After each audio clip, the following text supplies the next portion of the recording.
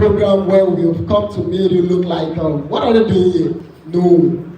Today is Valentine's Day, and we have to share love with each other.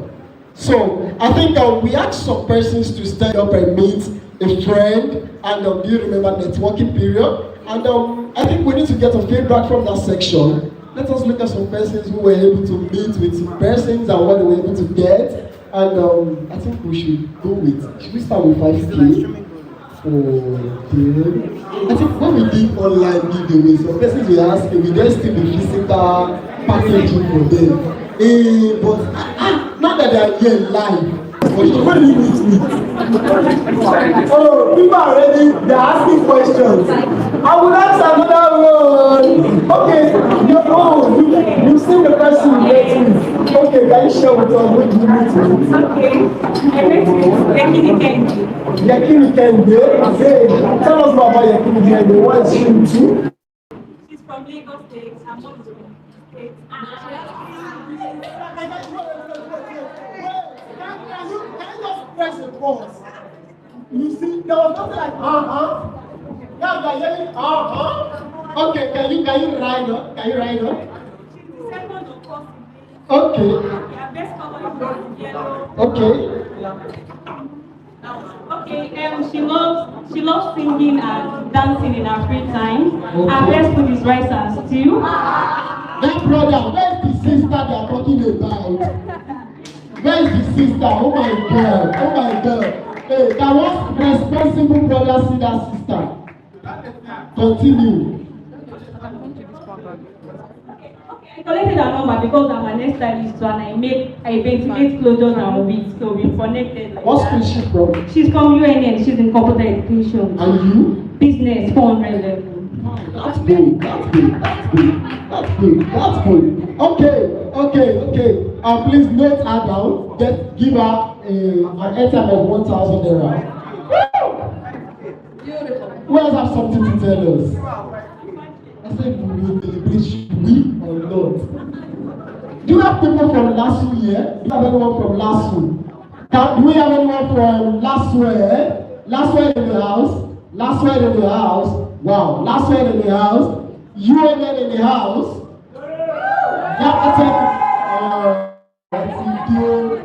Yabatek in the house?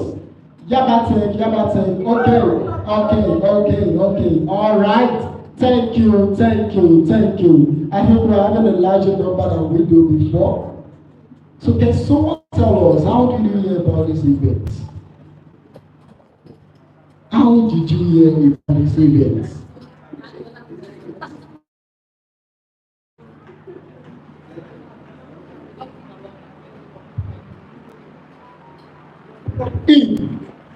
He invited you and you came.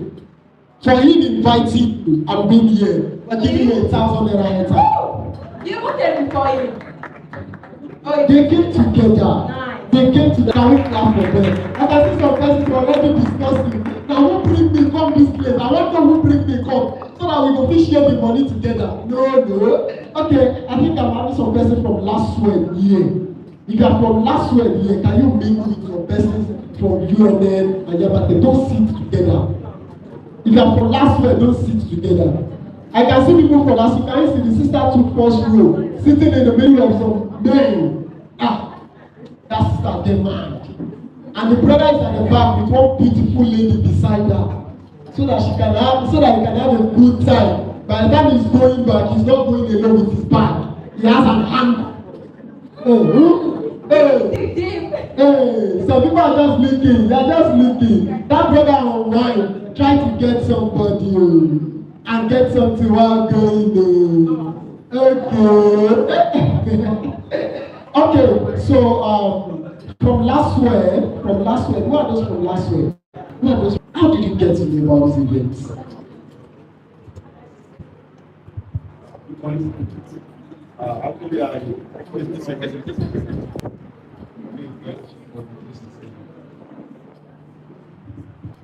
Nice. Oh, thank you. He got the veteran fellowship body, the JCCM, and I want to say shout out to JCCM Shout out to JCCA. Okay, so next. So we're doing a game, complete the lyrics. I hope people know love songs. DJ, are you with me? Are you ready? Complete the lyrics. Please, can you play Ololufe by Wandeko? Oh, you shouldn't have told them.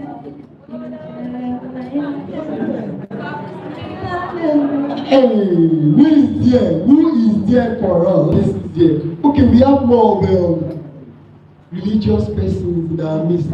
Church people. Oh, they are looking for portable. You want portable? DJ Lily. Okay. Westlife.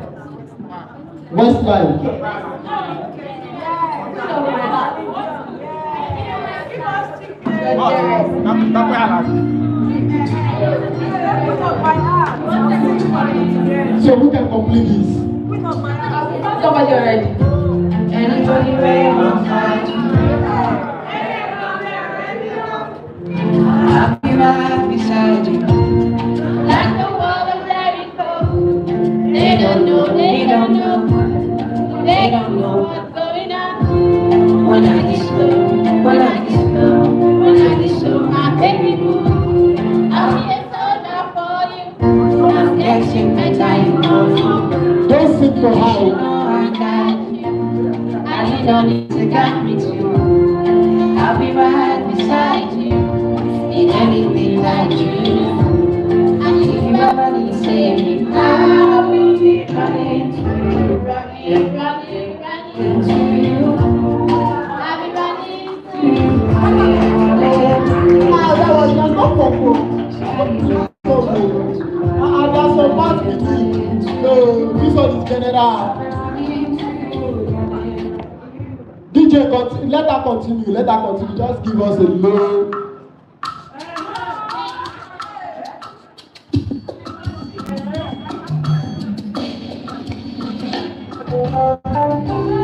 She cannot go.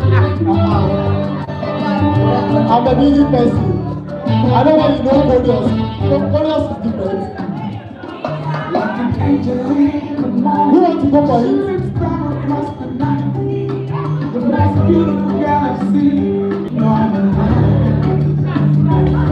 Every second spent with you is like the day starts running. Got so amazed that all of things you do. Yes, I wanna leave my heart around you. So I promise you forever and for always. Now you are my sunshine, baby, don't you go away. Yeah, I want you. Oh, family, around me, I love you. I will love you forever. Oh, I want me. Oh, family, around me, I love you. Said I will love you forever. I hear music in your heart, and hear the way you call my name. Said I can you're my best friend, all my lover. Without you, no one else would do. So thinking I know will make it true. Cause I wanna be my whole world around you.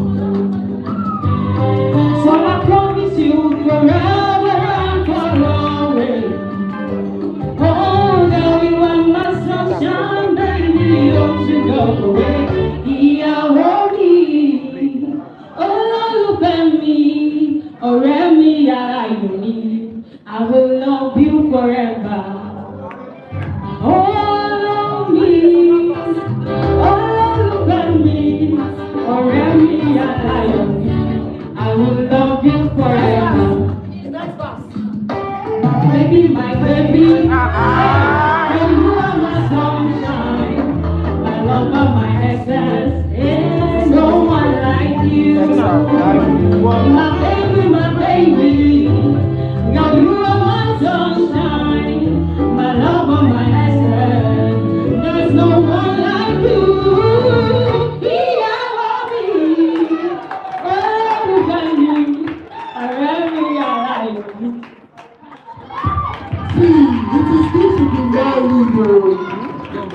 Yes, And it is good to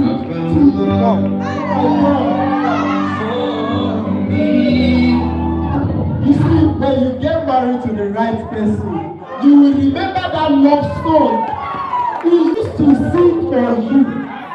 You will remember the song he used in getting your heart. You dey feel me, Abby? But don't come for me.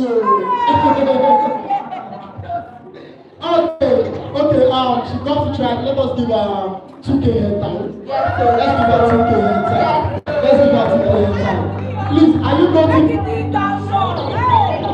Okay, she got it for someone and she's oh, that's good. That's good. The brothers are just looking really big boys. You are doing You big don't boys. need urgent to pay. You don't need urgent to pay anytime. You need I should give you the mic. Okay, please. Currently, you would observe some persons are getting their cowbell drinks ready. Kindly help us now upload. We would love to do that. They are getting that on Instagram. So they will come to you, your role, you move out, you get your role. Just kids when we started, not knowing what I will give you up. Darling, kiss me slow. Your heart is so wild, and in your eyes,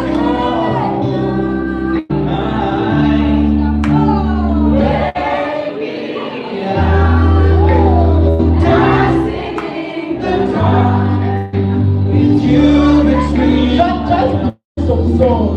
You know, DJ, a beat.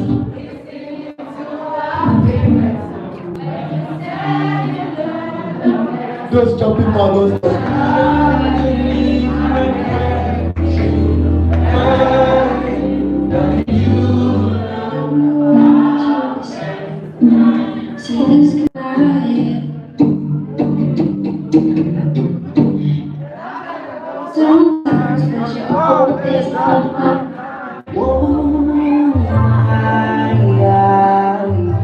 Okay, DJ, hold it.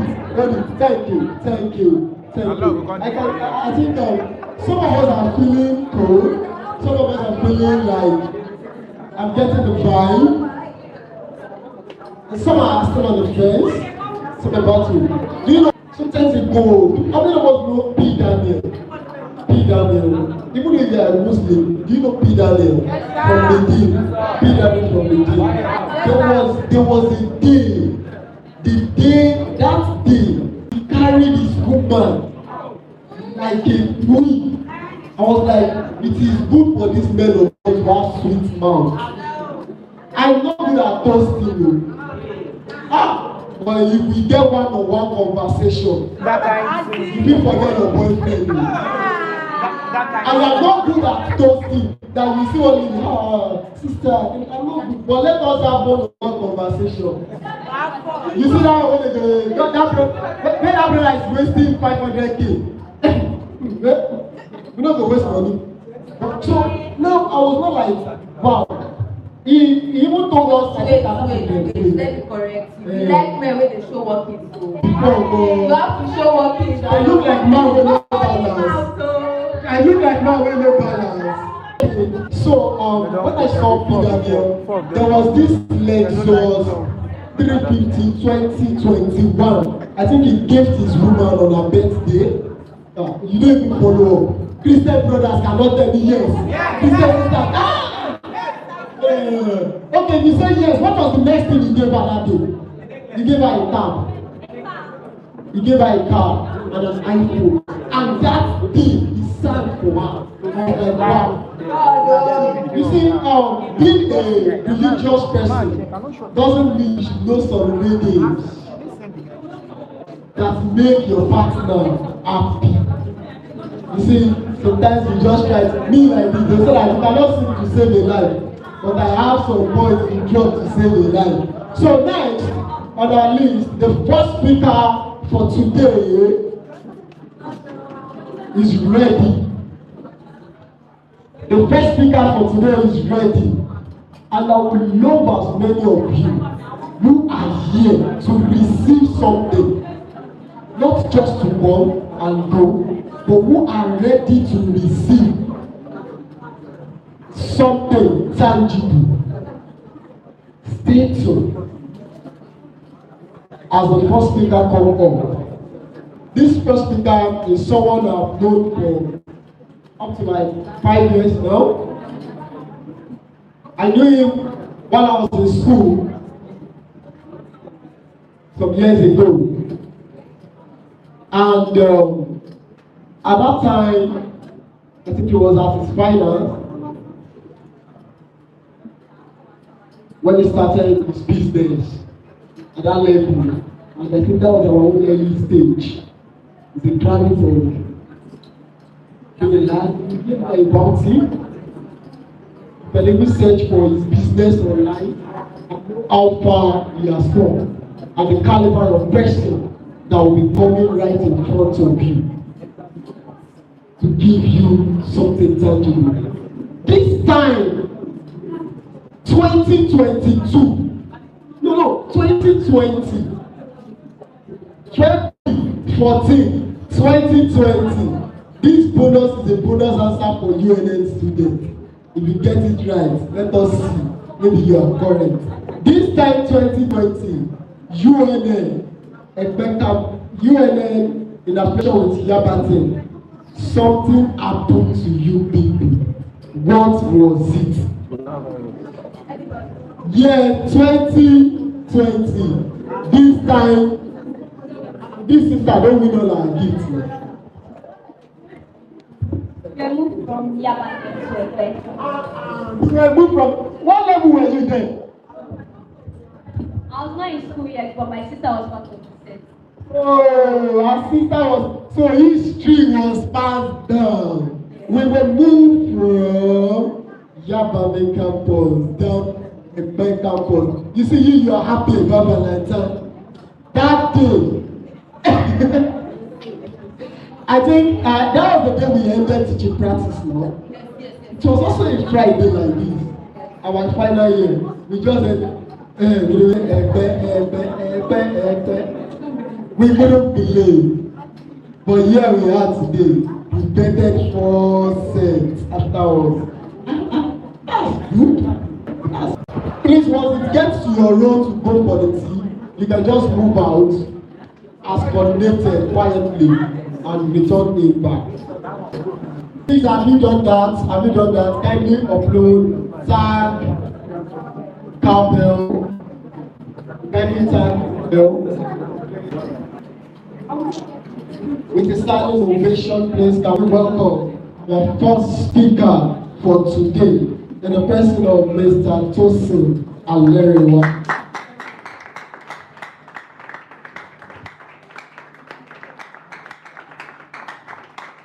Thank you. While we await media, let us welcome the convener of this program in the person of Akodu Esther. Akodu Esther across the road for our opening speech. All right, everyone. Good morning, every one of us here present in the morning. I want to specially welcome you to the Accelerate Student Conference Ekpe edition, and I want you to celebrate yourself for making it to the conference today. Thank you so much, and we're so glad to have everyone of us here today.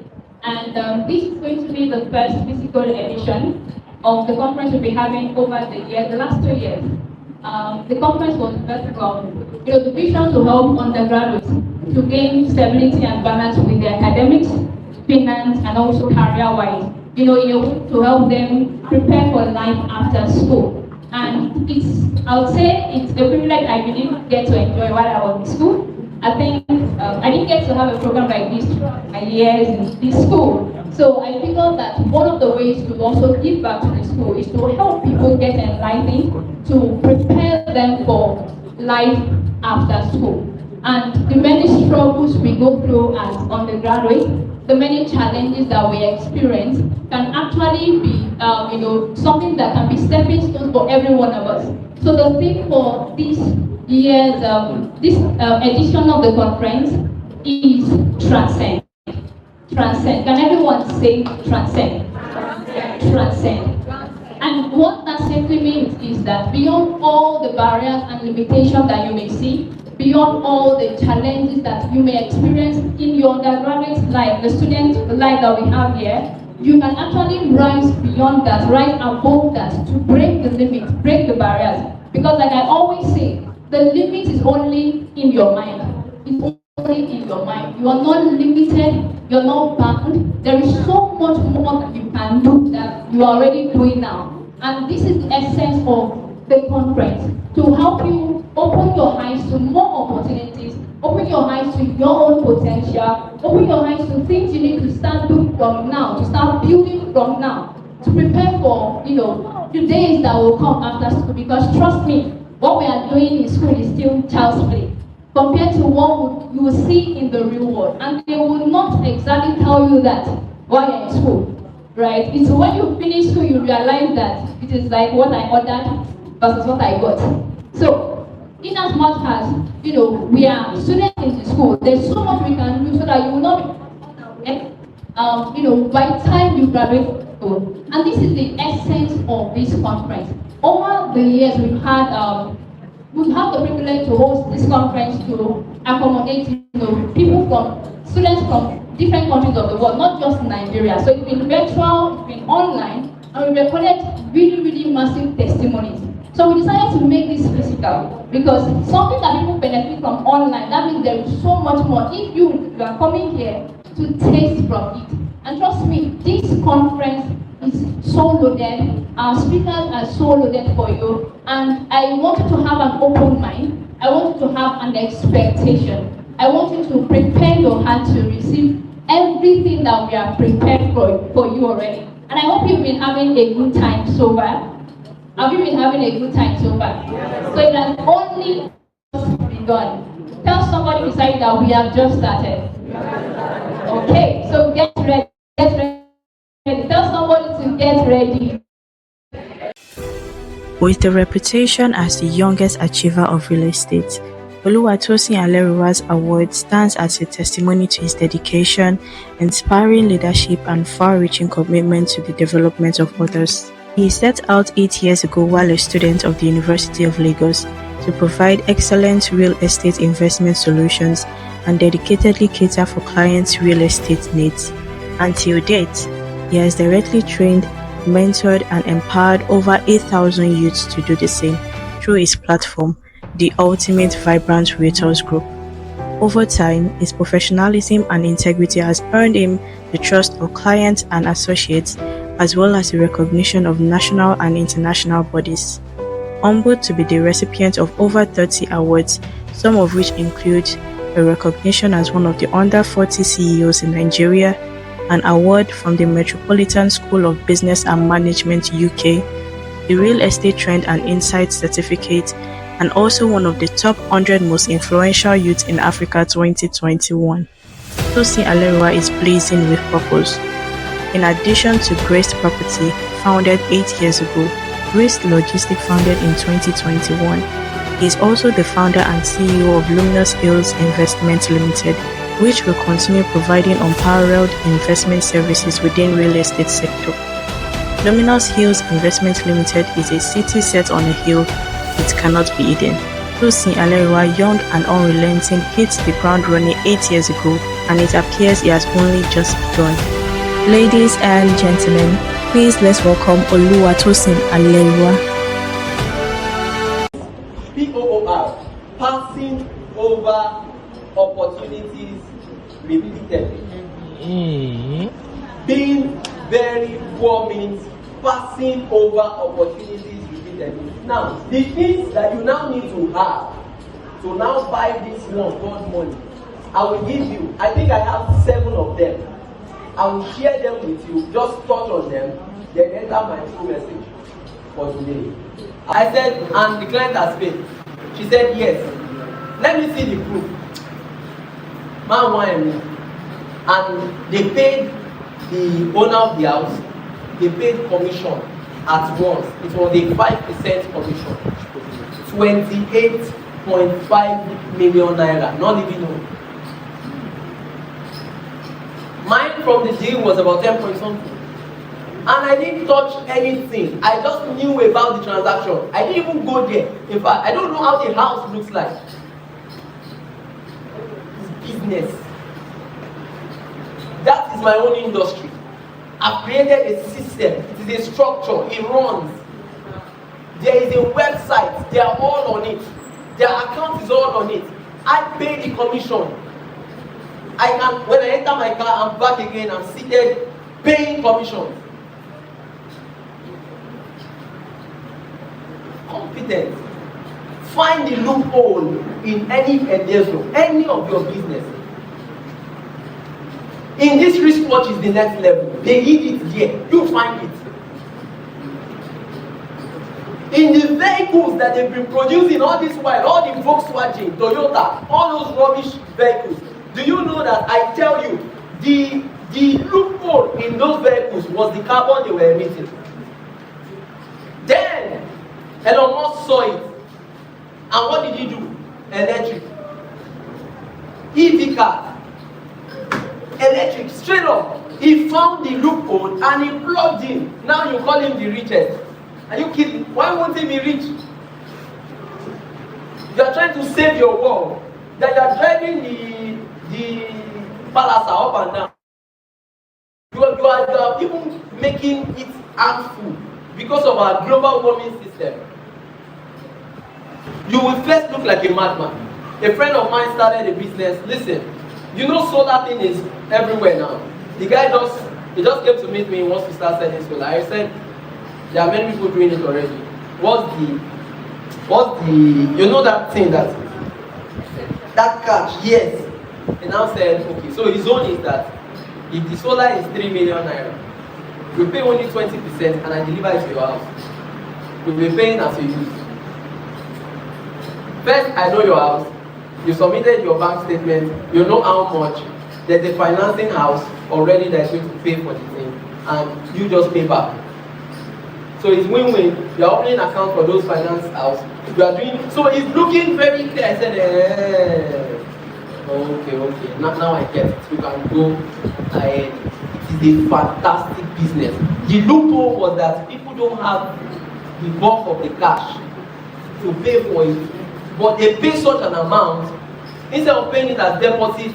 And instead of paying it as deposits, some of them use it to pay their NEPA bills. Do you understand what I'm saying? You need to be extra competent. Extra competent. Extra competent. Do you understand? What business are you doing? I listened to the thinking globally that okay, this flyer design is worth 500,000. How do I think about that 500,000 globally and still find a way to bring that person to my plot? Or how do I, my question is, do I accept that amount or think globally and reject the amount? So let me tell you, this is the question. If they charge you 500,000 for that thing, will you pay for it? For the time? You won't, let me tell you. But when you see somebody that is way better than you in the industry, and the person charges you 500,000 naira, and you see that flyer, you know you pay for it. What's the difference? Quality. There is a way the person is doing it. There is a way the person has been branding up. Their brand is already communicating luxury. The person has invested a lot in graphics design. So the designer, okay, if he does a design, you know that the design is a hit.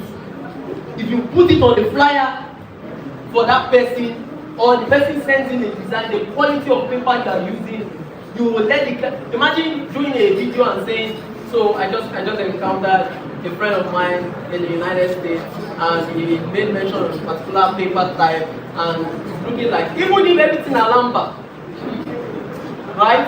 You made mention of a particular paper type, and that paper type is available in so place. It's a lot of money if I'm going to buy it. And then when I charge my clients, they should know they are getting quality. So I think that's what I'll just start doing from now. So clients, you are seeing this, know you are getting the best of quality. I guarantee you, you will not take the 20 cables to a 500 instrument. No. You will now be building that network like that. You will take them to 35,000. You will tell them they are getting the best of quality. You will take them to 50,000. But when they pay 50,000, the goal for you is not to eat the 50,000 naira this day. Use that same money that you are quickly getting to be scaling it up. And you know what they call make believe. You now be making them see that the money you are getting, they are seeing that you are investing it in your business. So you open a new space. You open or you do something new. You get a fine lady to shoot a very quality video for you. You sit down in one office that you just rented for 5 minutes. You shoot the content. You let them know what you are doing. That way, charge them any amount. It's perception. It is called brand perception. How are they seeing you? People cannot easily just call me. I know when my phone rings, it's a very important person. When my phone rings, I know the person calling me is very important. Guess what? I can give everybody here my number. But before you say you want to call me, you must have really thought about it. That am I sure I want to discuss or call this man for this thing? Because you know my type of person, you know my brand. If I come for your event, I am a brand. So are you a brand?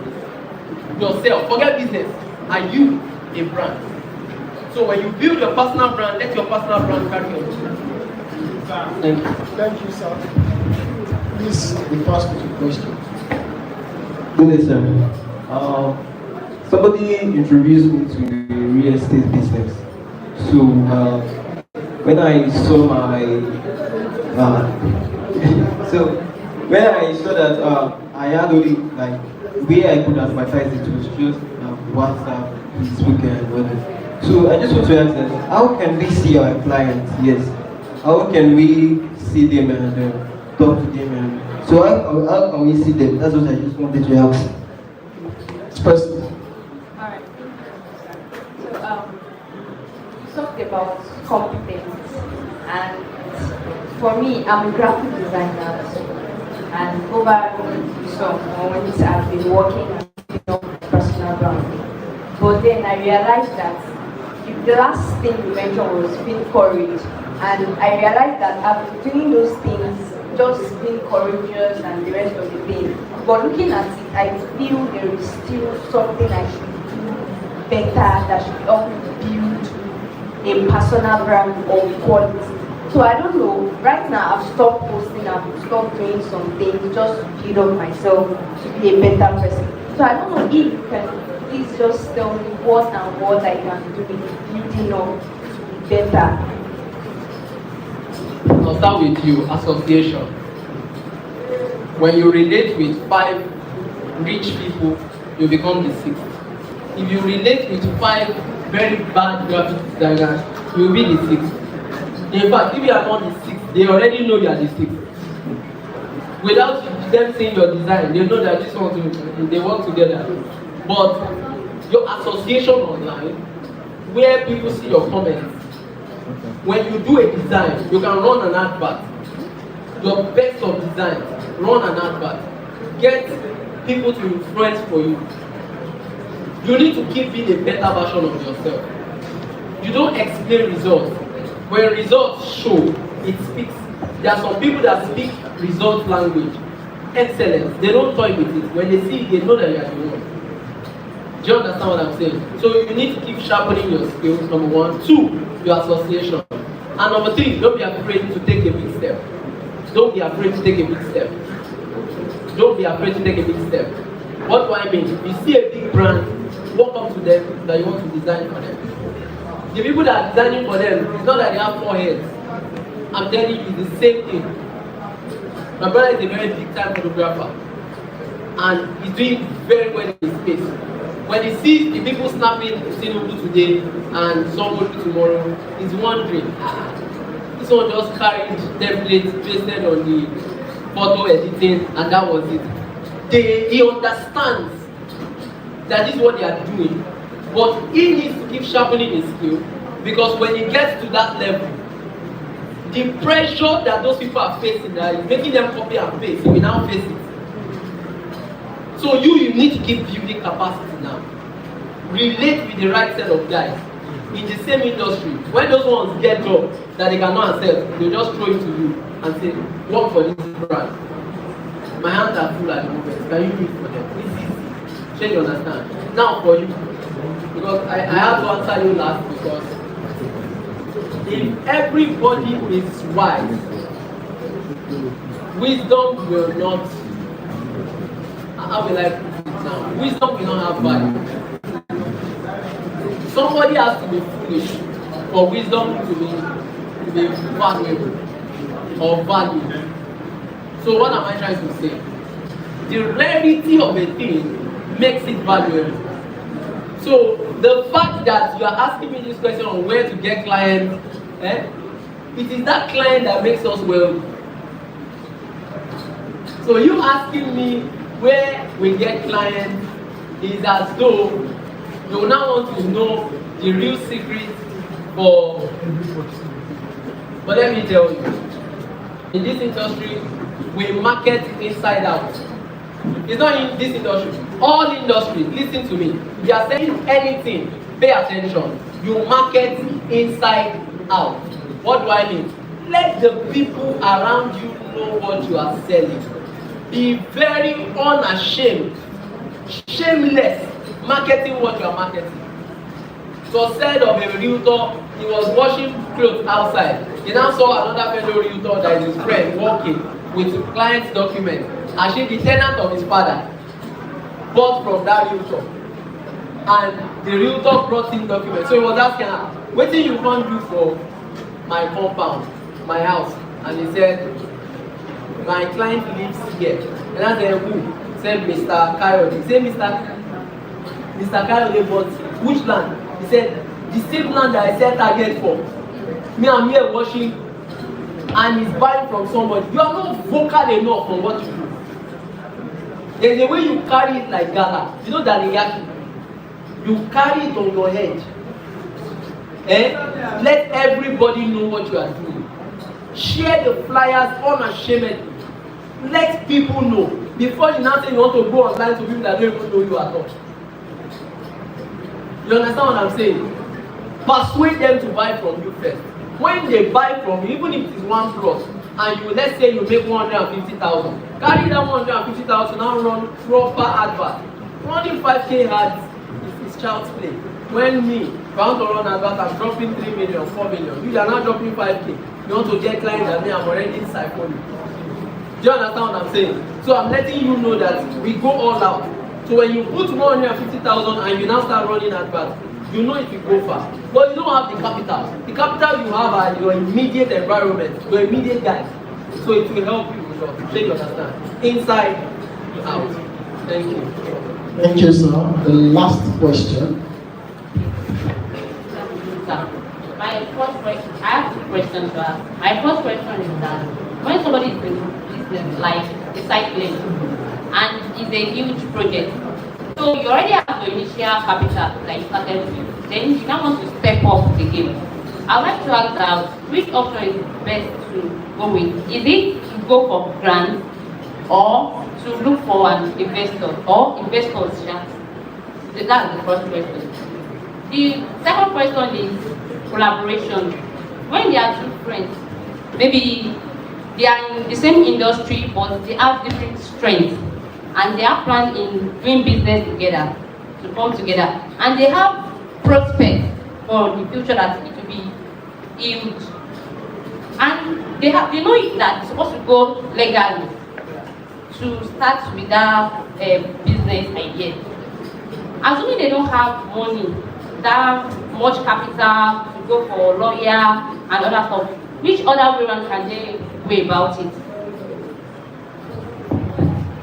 So, you don't actually need a lawyer if you don't have the money to pay them. You can sit down draft a layman agreement. Make it written or typed.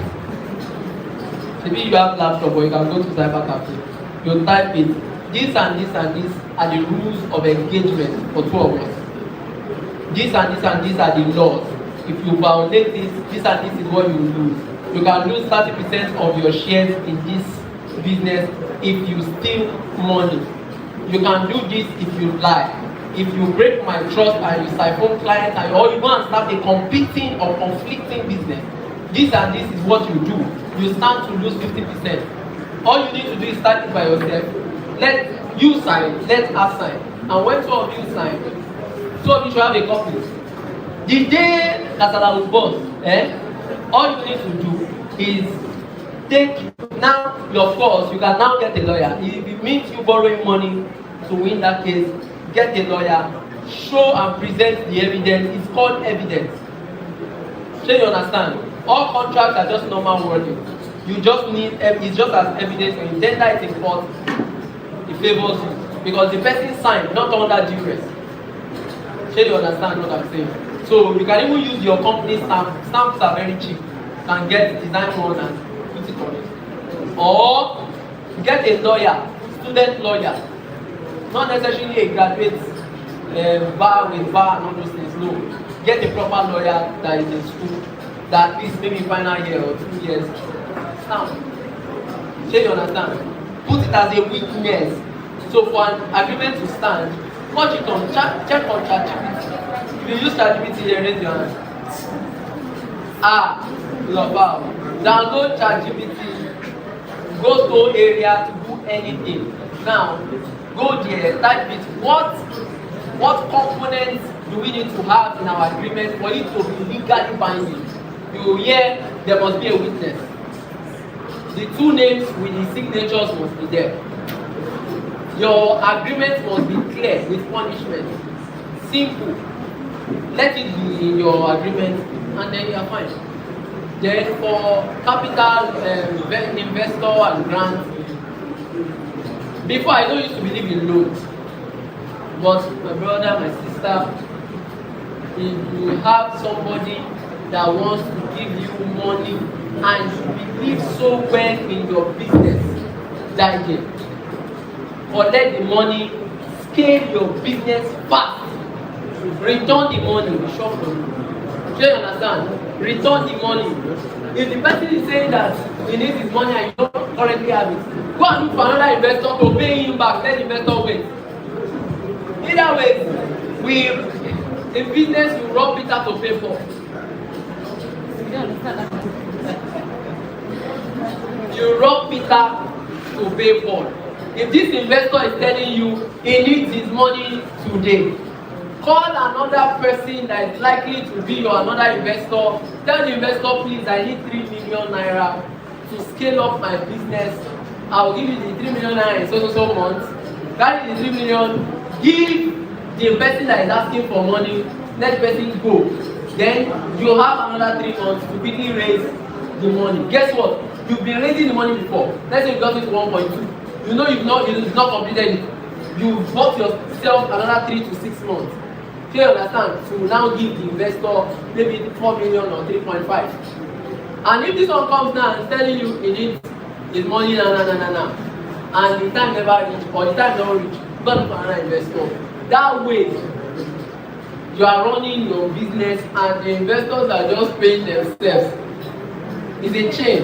You understand? But this is secret. You go and share it outside. Yeah, I don't know where you say you heard it from. Alright. So, but get investors. If you can find any grants come and take time. Investor is passive. Thank you. Thank you so much, sir. This comes to the end of the section. Sorry, we can't take more questions due to time. I have other meetings to attend to. Thank you. Please, can we clap for him for his out? Thank you. If you need to mail him or ask more questions to have some personal conversations with him, you will speak to Sister Akolu Esther, the host of the program, the conveyor of the program. So she would help you out with that. We want to recognize some dignitaries in our midst. Okay, we'd like to recognize the person of Comrade Obaleye Temidayo, that you last two Please, can you wave that? Thank you. Thank you for coming. Thank you for coming. We'd like to recognize Honorable Abubakar Aliyami, the last two. Is she in our midst? Okay. Is she around? Is she around? Okay, he's around. He's around. Oh, can we clap for him? Can we clap for him? Thank you. Thank you for coming. Thank you for coming. We'd also like to recognize Honorable Ayodele Ajibola. Honorable Ayodele, thank you so much. Thank you. And we are not appreciating those people. Why? What happened? I'd like to appreciate Honorable Comrade Agola Oluwatobi. Honorable Comrade Agola, Thank you for coming. Comrade Matthew Azuka. Comrade Matthew Azuka, thank you so much. Finally, we would like to recognize Comrade Moturayo. Comrade Moturayo, thank you so much. Some of our sponsors who we have on the banner for interview, we really appreciate you all. Solution Consults, we appreciate you. Insurance, Timmy, we appreciate you. Team Tech, we appreciate, and Live Nice Technologies, we appreciate. Thank you all for your support. So we are having a short break, and the break is tea break. I'm sure you've gotten the first. Please, on this row first, the entire row, gently, just move out. Just move out and get your tea. So once let's work with some persons, meet some persons, check the back. You can say we have larger number than the number we started with. DJ, take it down.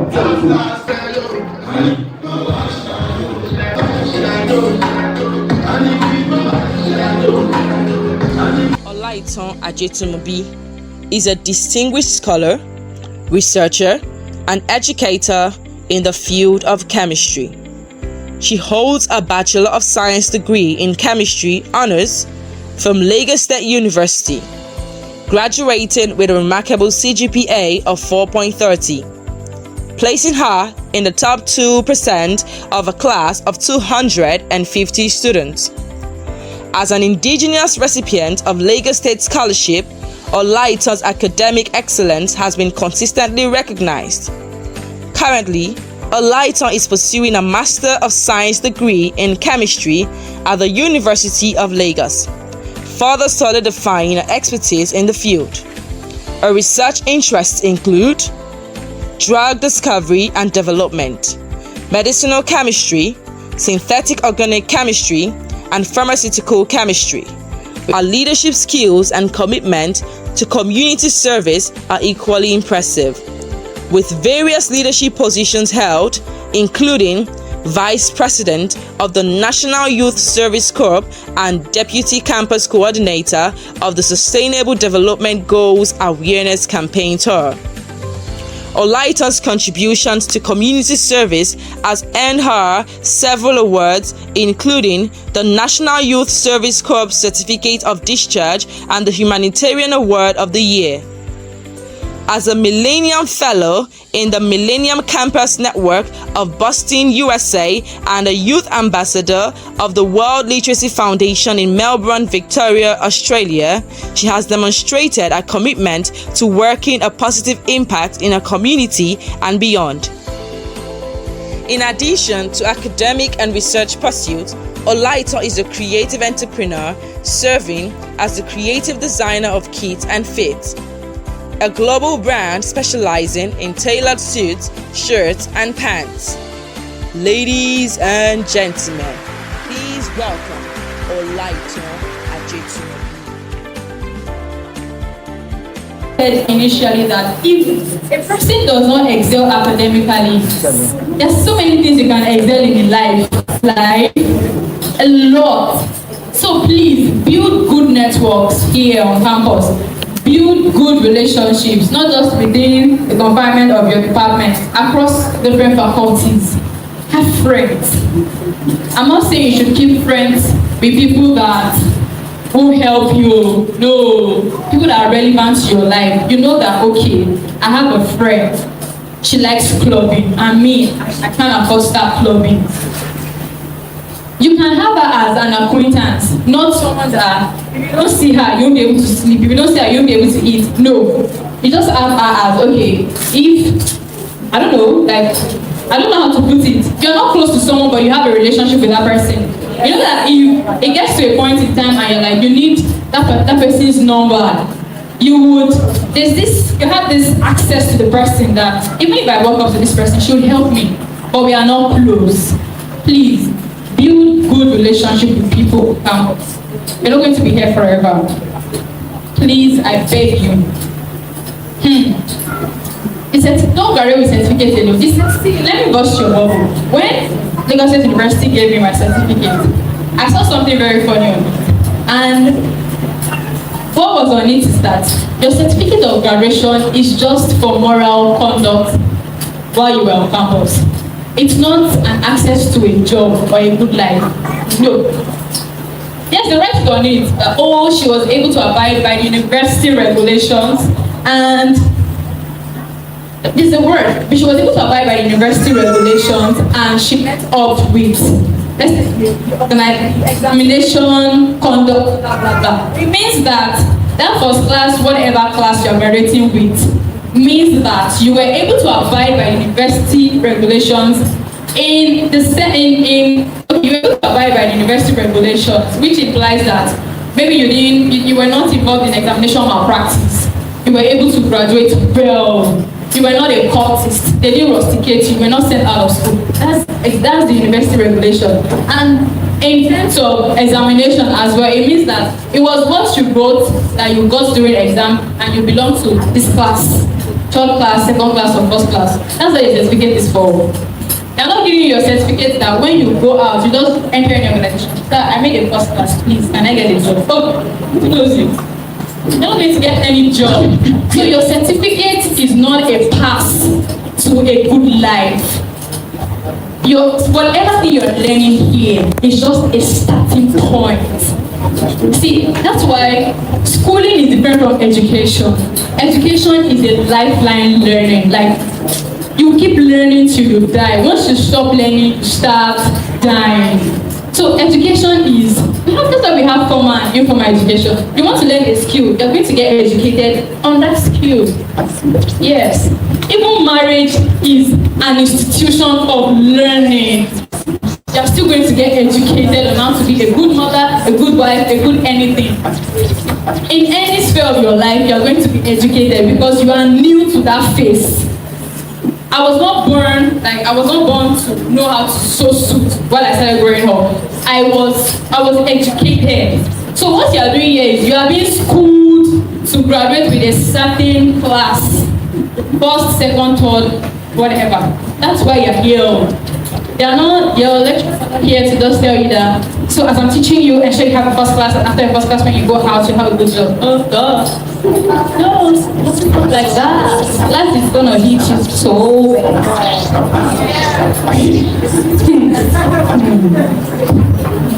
But there's actually a prayer I want to pray for all that. When we leave the confinement of your higher level of learning, you won't get to that point in life whereby you see your colleagues and you hide. And it's just not about saying, you can still say amen, amen, and just still happen, right? Yes, no, I already told you, life is funny. Yes, you can say amen. If you don't put in the word, it will happen like that. So that's why you don't say things like, it can never be, oh, it will be you, but it can never happen to you. People do things to make things happen.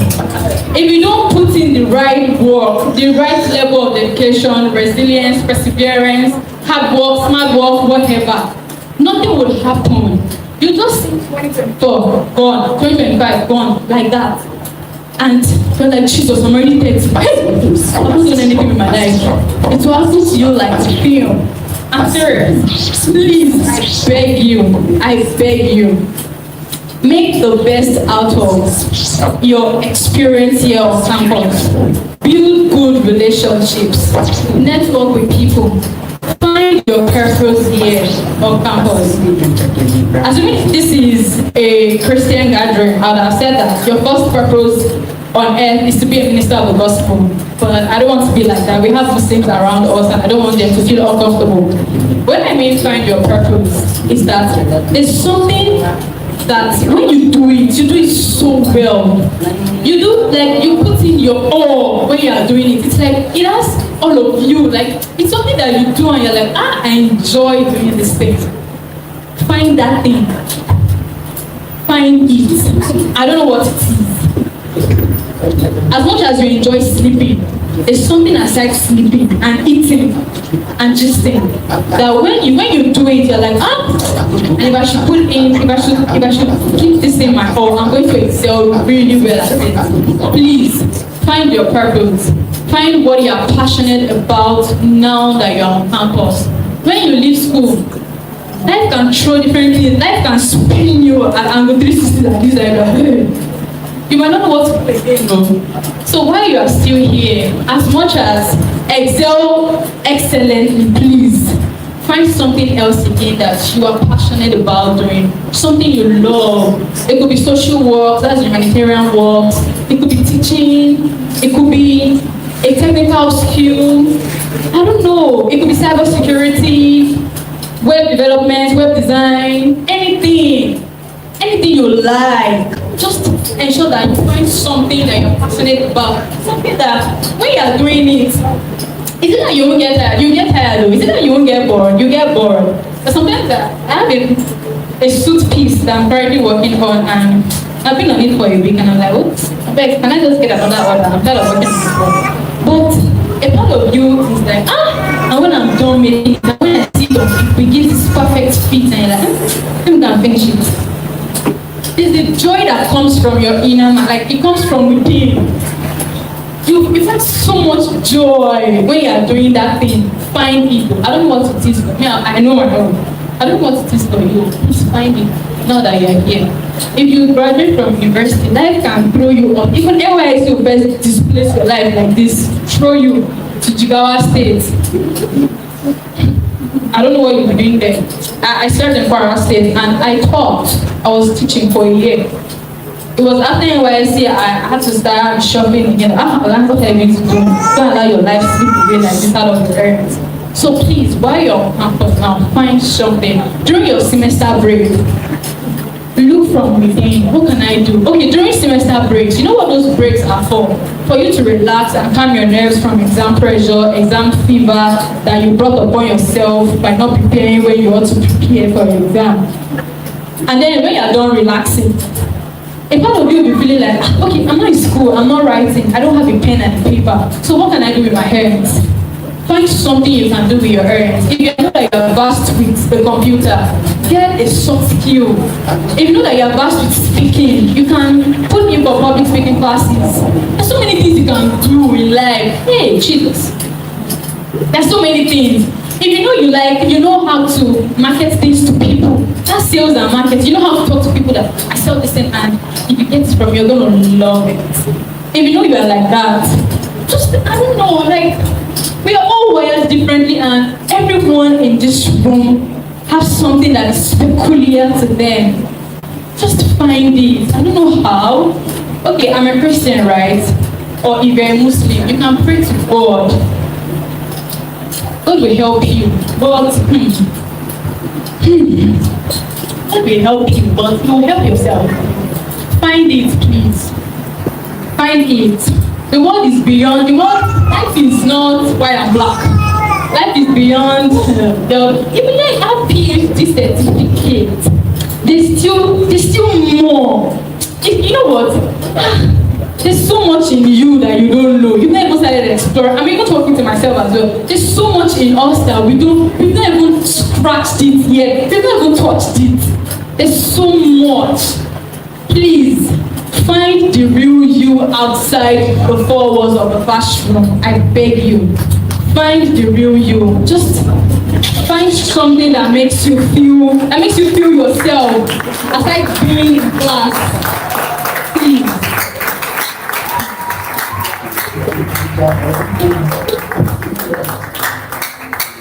So finally,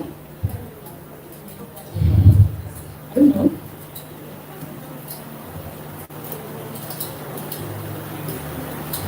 Like I said initially, make the best out of your program here on campus. Get a skill, upskill, certainly. Know God. When you leave school, life is crazy. Life is crazy. Know God or know the devil. Yes, it's what it is. That's how it is now. But see, I'm not going to sweet talk anything to you right now. Know God or know the devil. Don't sit, you can't even sit on the fence. There's no fence for anybody again now. In the life we are in now, there's no fence. That fence you want to sit on is already soaked with water. It's going to fall on you. So it's either you know God or you know the devil. And I will advise you to know God. Because if you know the devil, you will be short-lived. Your life would not be meaningful. You will enjoy life, but it will not be meaningful. And then when you die, we will not remember you. Yes. But when you know God, you walk in alignment. You can be a Christian, you can be a Muslim. I'm not restricted to. That's why I haven't said Jesus, and I meant to even say Jesus because I'm proud of Jesus. But I don't want to make you feel uncomfortable because we have another religion and I respect it. So know God. If you're a Muslim, perform your 5 daily salat. Please know God. If you're a Christian, know God. The world is deadlier and crazier and scarier than you can imagine, and I mean it. Because when you leave school and you are able to find your purpose, or you are able to thread a career path, or you have something you are doing, when you get to the top and the peak of anything you're able to attain in life, life will test you. And we have powers and principalities. It's now you that will now take a stand. Am I for God? Or the devil? Life will test you like bad. I mean it. It's not up to you to pick that. Okay? I'm in for Jesus. Like this is who I am. Okay, I trust Allah. Let them know you for it. Like even if they try to even bring sweet deals for you, that is manipulative. It looks sweet, but then it's devilish. It looks devil inclined. They know who. See, let me tell you something about life. In life, when you start growing, it will get to a certain point in your life, in your 40s and your 50s, that you already have a niche. People already know that, okay, this is what this person is into. And then life will start bringing close to you some beautiful things, very sweet and juicy. But then it will have the devil backed underneath it. And it will not be up to you to pick that, if I should go for this thing, Otunwo is sweet, but life is in two forms. Let me put it this way. It's either you are occultic or you are divine. And if you are divine, there's the God backing in it. If you are occultic, there's the devil backing in it.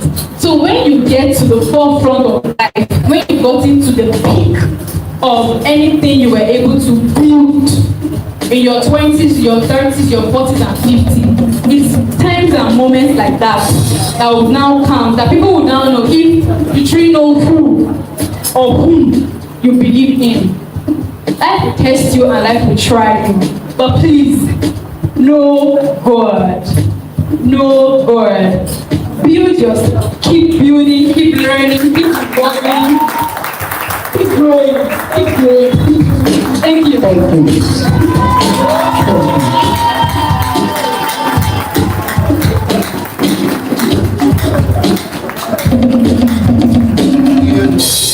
Life and fast food. Now look at some of the work from me.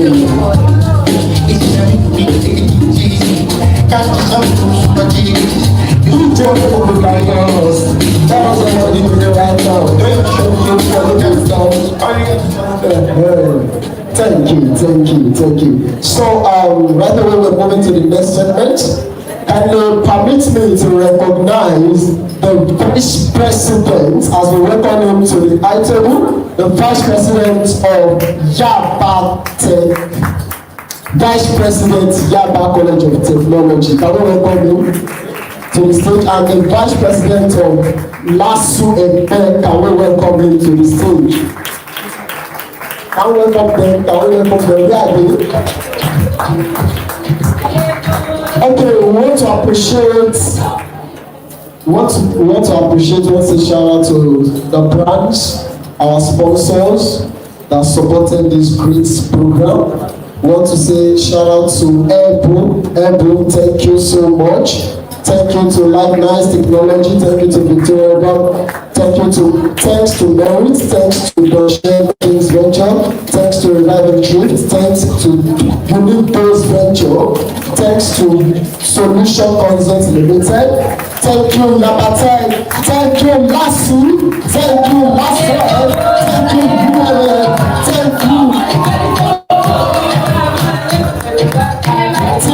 and thanks to Bell. Thank you all. So next for the bell, we promise you guys first 50 participants. There is a package for you guys. So we would be calling the first 25. The first 25. You can see we are not calling from end. We are not calling from end. So we are calling from this. So the first 25 will be called. Please don't answer someone else's name. Please, we beg of you. So as you call the names, once you hear your name, kindly move forward. Identity purpose, you will tell us your school and your last digit contact. Yes. Your last digit. So we have that there. That's what we have there. We have school and the last digit.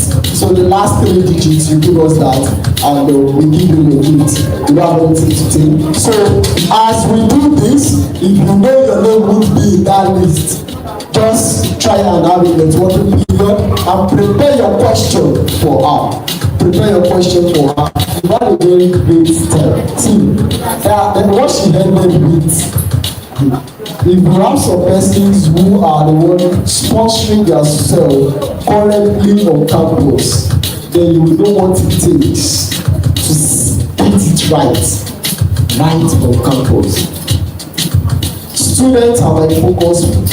I started my business with students. I started as a 200 level student. I started with my colleagues. I started with my friends. I started with my friends, and now where I am after 5 years of leaving school, I know what it is to start with friends, to get it right. I finished school with second class upper, no be first class. We know people wey finish with first class, they never get job till today. So it's not about finish well. And also put get it right while you're on campus. So if you have questions for her, kindly pen it down. We will be going to that next. Thank you. Okay, so I'm calling the next. Okay, right now, hello. Not around? She's there. She's not around. Okay. Famo, Dimu, Akinola, Abe, Gabriel, Ayomide, Polio Show, Oluwatobi, Osai, Iowa, Marvelous. According Esther is coming up next. According Esther, the career of this program. Please, we still have some things for you. Kindly wait behind. And those that want some little funds should kindly wait with We'll be closing very soon. Okay, the means this afternoon, we just have a dignitary that walked in, the advisor for NASA students. Student advisor for NASA. Please, let's do well. Please, welcome to the front, man. Nance, okay, Nance. Please, Nance student advisor. So we don't have any question for our section. Okay, you can move forward, sir. Or do you have written? You can move forward.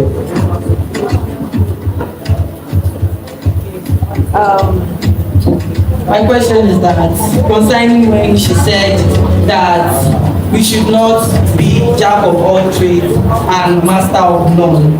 What about those that have the psychological, ability to contain, two or more activities for them to be able to manage multiple tasks? Because I have friends here who are able to manage multiple tasks. I actually don't know how to explain that kind of thing because there are also some mental explanations to that.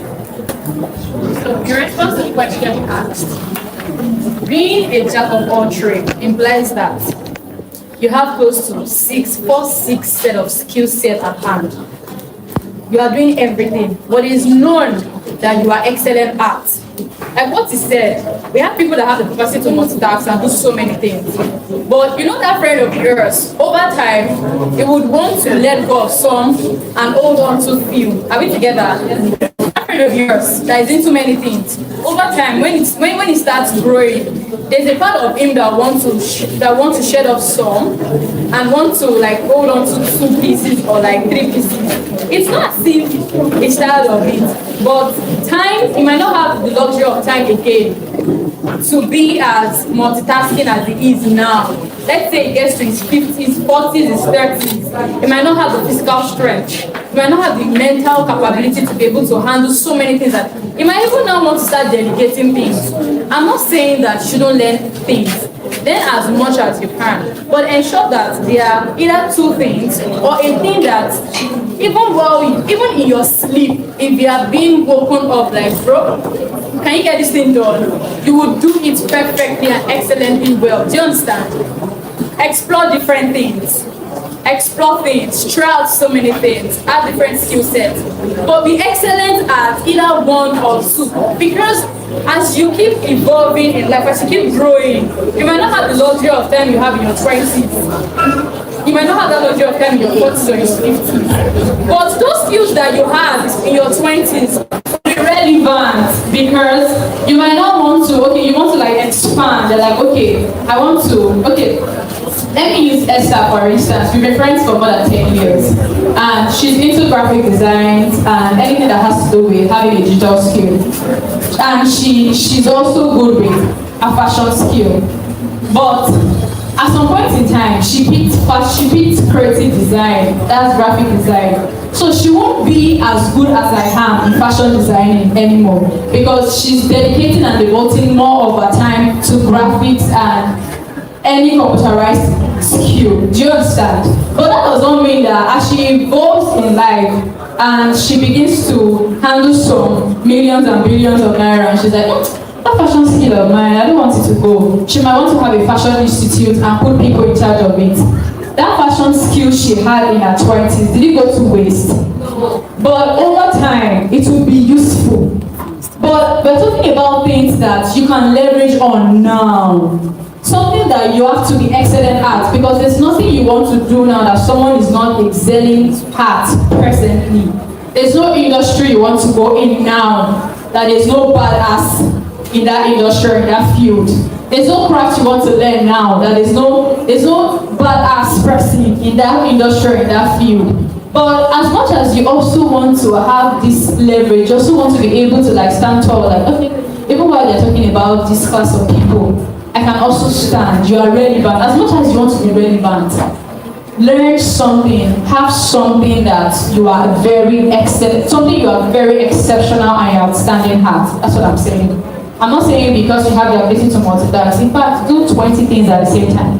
But time will tell you, body will tell you. When you get to your 40s and your 30s and your 60s, you might not have that strength and the capability to do as much as you're doing now. But those skills won't leave you. They will be relevant. You can now start delegating. Okay, I want to have this. I'll put someone to be in charge of it. I want to. But then you would have built a skill that would open a pathway to the remaining skills. Do you understand? As much as you want to do, okay, I'm a fashion designer, I'm an hairdresser, I'm very good at graphic design, you are doing 6 things at the same time. It's fine. But as you move on in life, you would want to drop some. You want to pick the ones that matter most to you. Let me even use the right word. You want to pick the one that is even putting more in your account. You want to focus more on that one. Like, okay, I think this one, I'm earning more from this particular skill set. So you want to build more capacity around it. And the disadvantage of being a jack of all trades is that you don't have the opportunity to like keep learning on the old traits that you have simultaneously. Okay, I want to be very good in my fashion skill. You go to a fashion school. At the same time, can I say I'm very good in my hairdressing? I will go to one hairdressing school again. I'll be learning it as long as I'll be learning this simultaneously with my fashion. Okay, I have a graphics design skill that I have. So I want to become Esther's class again. You are learning it. You will die. So it will not give you that your horizon will not broaden. There's something about being good at a thing or two things. You would want to know the end of that thing. You give it your all. Like you'll be very good at it that you can't be sidelined when they are calling people within that niche of yours. That's the importance of having a skill or two skills that you are solidly and you are well grounded in. Do you understand? You can learn as much as you want to. Thank you, and that is all. I asked the other time how many persons, just one. So no question from answer. Our media. Esther Akodu is a lover of God, a graphic designer and coach with over 3 years of experience in branding, video creation, and digital marketing. With a track record of executing projects in brand strategy, media and marketing design, and motion on an international scale, she has also helped brand run ad campaign and provides optimized social media services to help businesses grow their online presence. She coached as a Canva coach in a Tech Trail Academy, where women in Africa are being taught tech skills. Our goal is to empower other great minds too with her skill by sharing our knowledge and teaching them to become great designers too. Over the years, she has trained over 25,000 people across 10 countries on creating Canva designs. In 2022, she became a first-class graduate of the University of Nigeria, Nsukka, where she studied business education. While being an undergraduate, she served as the General Secretary of the National Fellowship of Foursquare Students, Lagos State Chapter, and also served as the Fellowship Coordinator of the Foursquare Student Fellowship, Yabatech Ekpe Campus. In 2024, she received an Excellence Award for First Class Honors and the Special GEOs Award from the Foursquare Gospel Church, Nigeria. Esther has earned certificates in graphics design, UI UX design, product design, digital marketing, and copywriting. She currently serves and contributes as a team member in the Inspired for Impact initiative, a platform geared towards raising new minds in career, business, and in life. Esther is the founder and creative director at Airblue Media, a media and marketing brand dedicated to helping brands blossom. She is the convener of the Accelerate Student Conference, a conference aimed at equipping undergraduates to become fully equipped as students. She is a trailblazing advocate for growth and believes in living a purposeful life. When she's not working, she loves to see movies, learn a new skill, and spend quality time with loved ones. Ladies and gentlemen, please welcome Esther Akodu.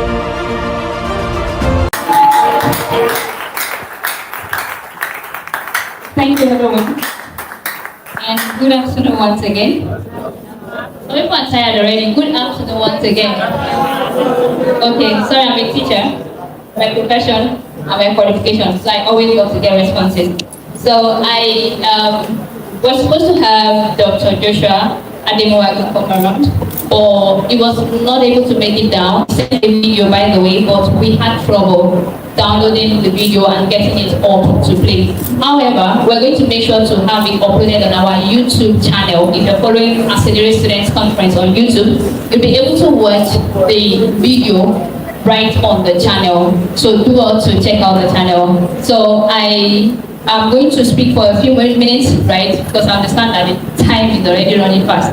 So to start with, I want to especially just thank everyone that made this happen. Can we just celebrate everyone that worked behind the scenes, the team members, those that are putting the strength, and everyone that worked tirelessly. There were some that I called and disturbed me a lot. Many, which I don't want to start mentioning, right? And this first physical lesson which we're having in the Yaba College of Technology, we are alright. So the edition of this conference is being held in, I want to say this first before moving on. It's being held in loving memory of my friend Omanara, who has always been one of those that supported me in the past years. We passed through this school together, and I know that she would have been so proud to have been here with me. I also want to appreciate my friends, Damilola, Blessing, and everyone also, online that made it down, all the speakers, and everyone that made this a success. And I want to celebrate every one of you here. Can you just celebrate yourself? Thank you so much. It means a lot that you showed up, we called you, and you answered. Thank you. So we have been talking on the topic or theme for this edition is what? Can we echo it louder? Transcend. And I want to believe that you picked a thing or two from the previous speaker that spoke before mine. So they've said it all, like they say. So I'm just going to give the icing on the cake to everything they have said. And one of the reasons why we thought about, or why I have had this vision for the conference, is because I see a lot of times students tend to be comfortable with where we are, with what life gives to us. We feel like whatever it is, let me just take it as it comes. Meanwhile, there's so much that you can actually attain if you're able to look beyond where you are now. And there's no limit to where you can get to. There's no limit to what you can do. It now depends on what you're able to achieve with the knowledge you have gotten. And one thing I want to say is everything you've received here today, go out there and implement. If you don't implement, it remains just knowledge without action, and it brings no result. So it's beyond hearing but also doing. And for this edition Transcend, we want to see undergraduates who are now beginning to be fully equipped for life after school, not just waiting to see what happens. Now it's so sad that most of the time when you see, I know a lot of final year FYP brethren in the house today. Do we have any final year brethren here? Oh, okay, you are here. Okay, and young people that wave their hand. I will saw them. Many of us, by the time we get to that level, ask us, what do we want to do after school? The honest truth is, a lot of people have no form of direction whatsoever as to what is next. Most people always have the mindset that it is until I finish school that I will know what's up. It is until I'm able to get my certificate before I know what the next step is. But reality will shake you and shock you that life is not so. Like they always say, if you fail to plan, you do what? You plan to fail. So if you fail to plan for life after school will plan another life for you entirely.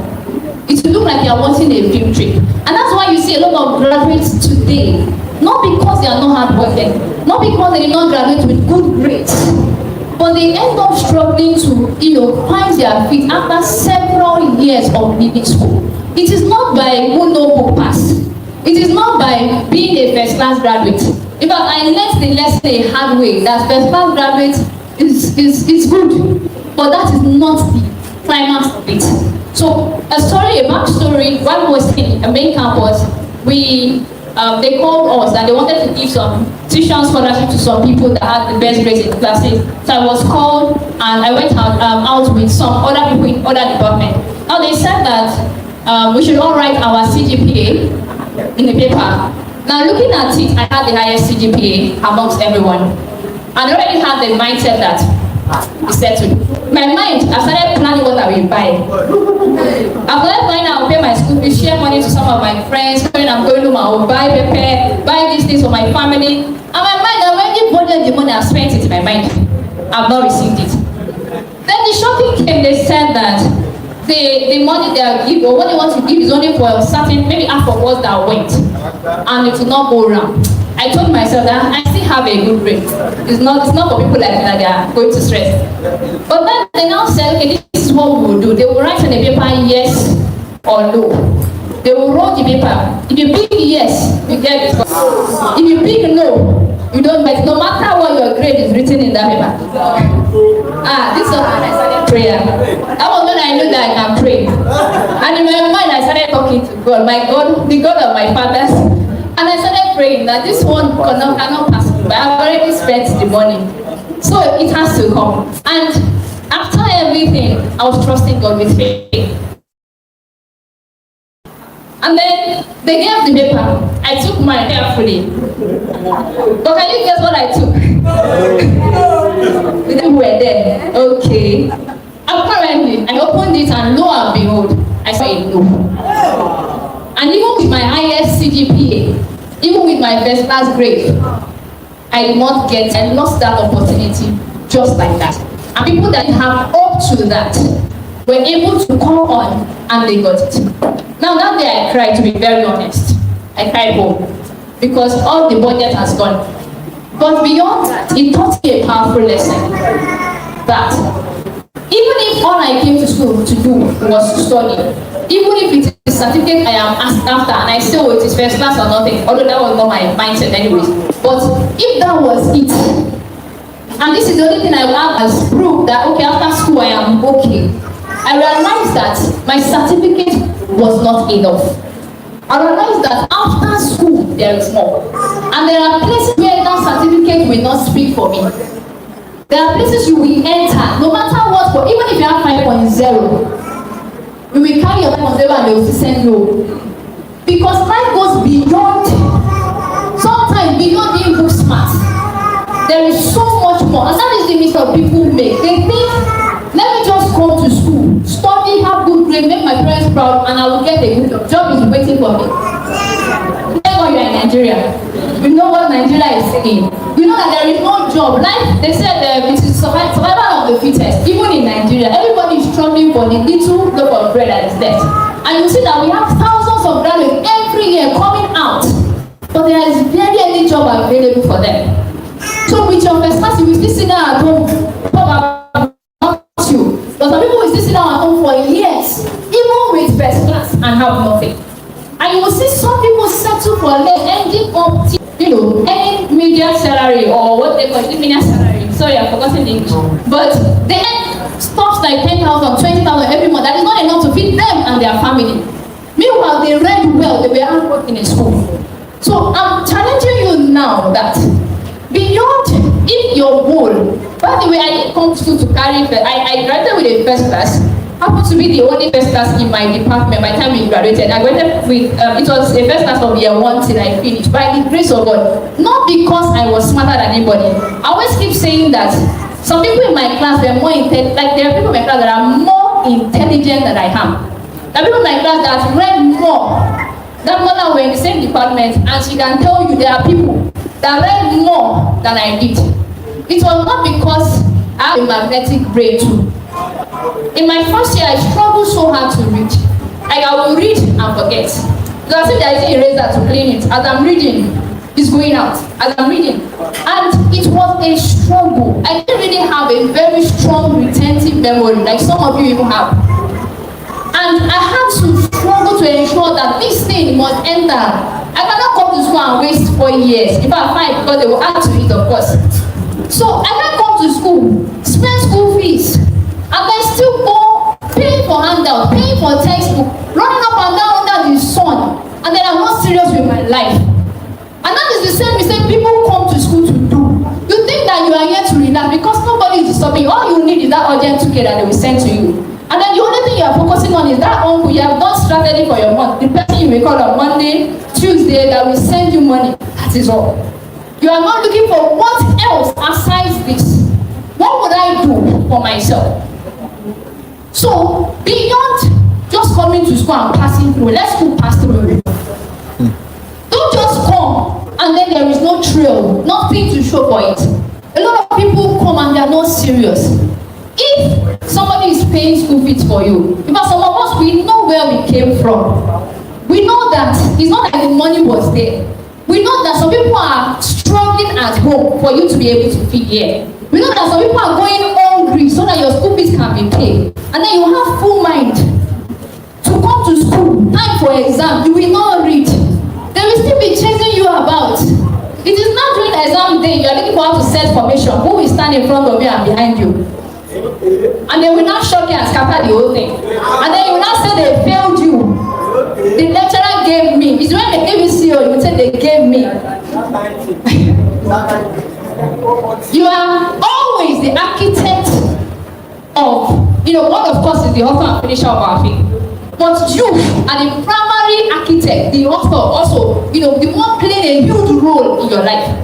Let me tell you this, I saw this video by Pastor Femi Daza. He said that nobody is coming to save you. If you are looking for a miracle or a help at somebody, somewhere, or if you think because I'm a student, everybody must come at my rescue.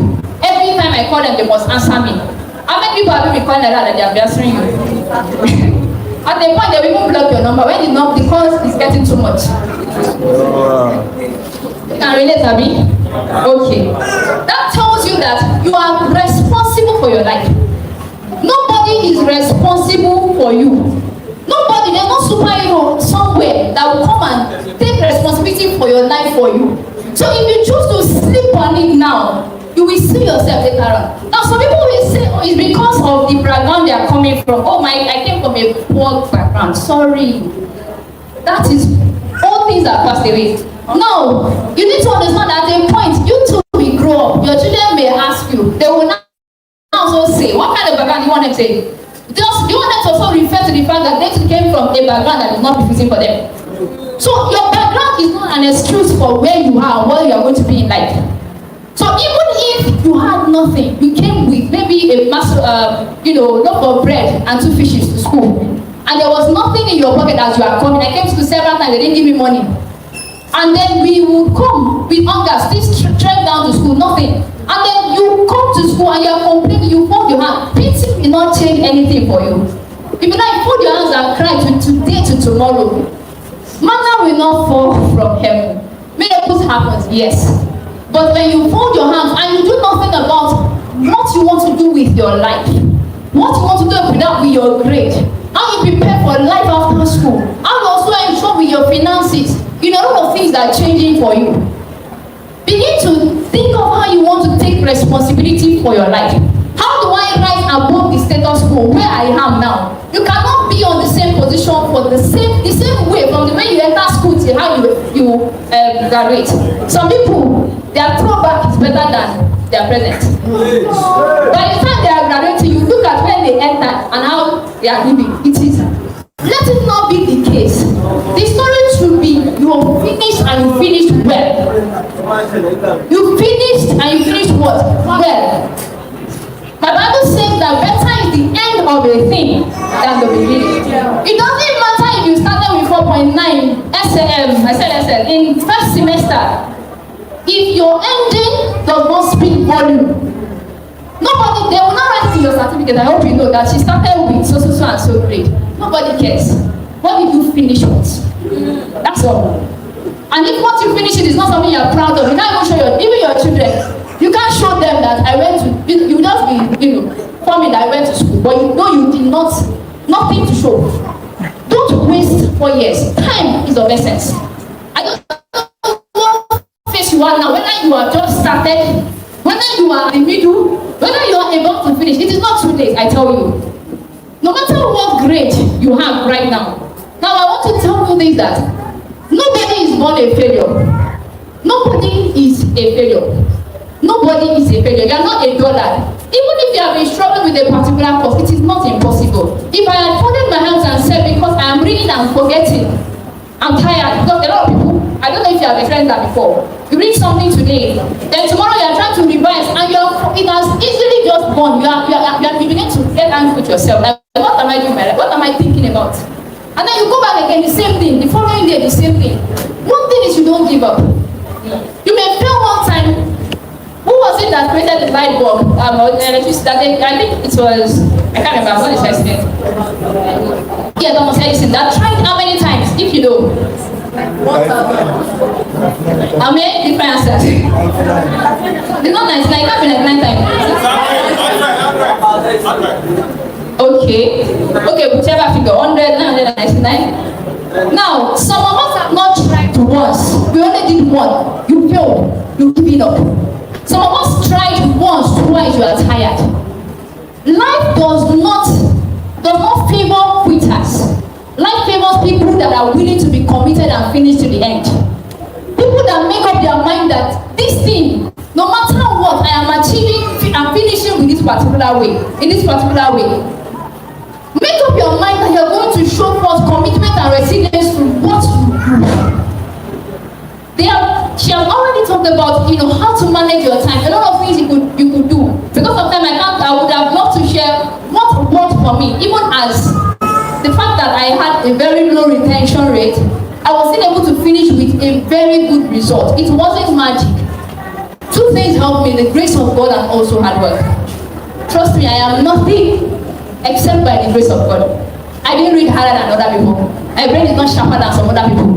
But when you put God first in anything, you don't have to struggle. And that was what God for me. The grace of God spoke for me. It helped me. And I have this excellent spirit of, being able to read and understand at a point. It began to work for me. And this was something that helped me. I made up my mind that if I read something today and I don't remember, I will go back again and I don't move on from another pen and guess I give up. I continue till I know this thing said. It will enter whether you like it or not. We don't give up. So what is the vision you have for yourself? How do you want to finish? How do you want to finish the school? Your time in school. Whether you're in your 100 level, 200 level, 300 level, 400 level, what is your target? Some of us don't have a vision, a clear vision of what we want. So I wrote down the CGPA I wanted when I was in school. And I tell you that it was I won't say it's exactly the same, but it was almost the same thing I wrote down and I got in my first result. Be sure of how you want to finish. Write it down. My Bible also says that, it goes from Bible a lot, because I'm a Christian, right? My Bible says that you write the vision, make it plain, and run with it.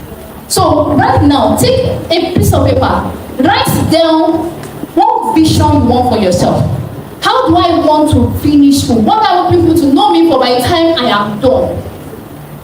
And begin to work. Don't write it and paste it at the top of your word and be sleeping.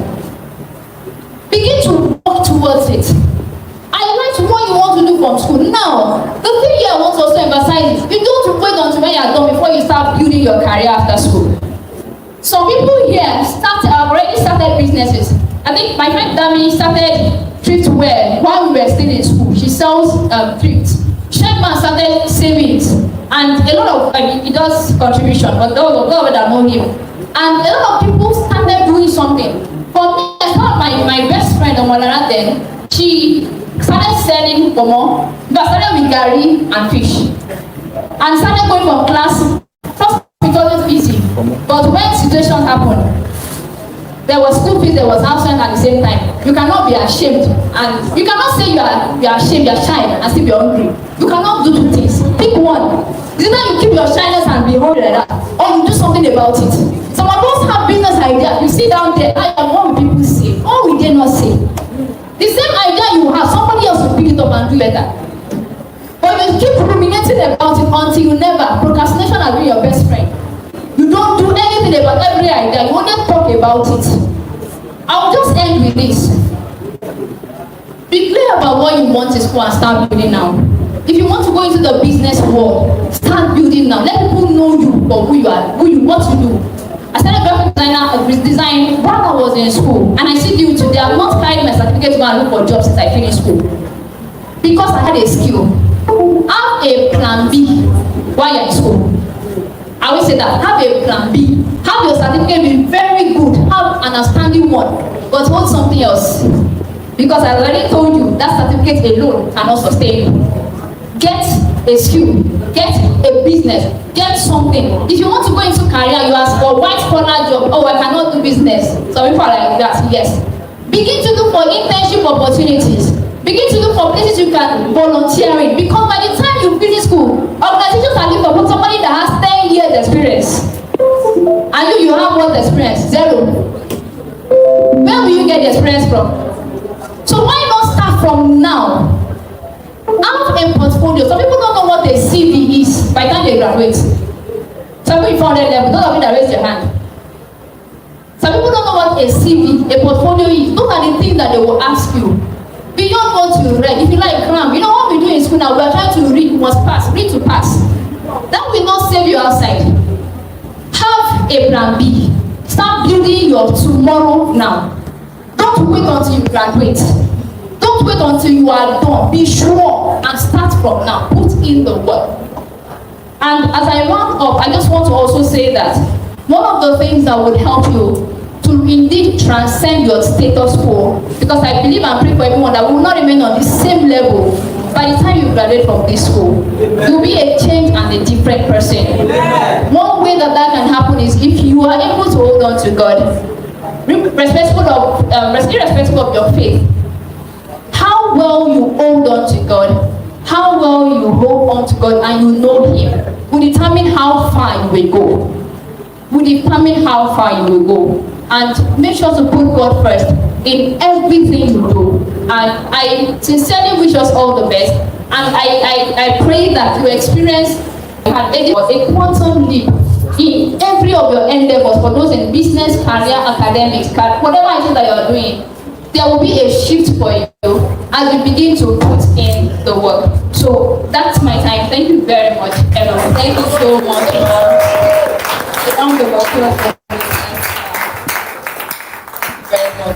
Dr. Joshua Ademuwagon is a seasoned organizational effectiveness strategist, profit growth expert, HR practitioner, change management and corporate culture expert, conference speaker, trainer, author, life coach, and team building facilitator. He is currently the Human Resource Director at Pernod Ricard in Nigeria, a global FMCG with over 280 brands under its business. Joshua was an Associate Director in the People and Change practice of KPMG in Nigeria.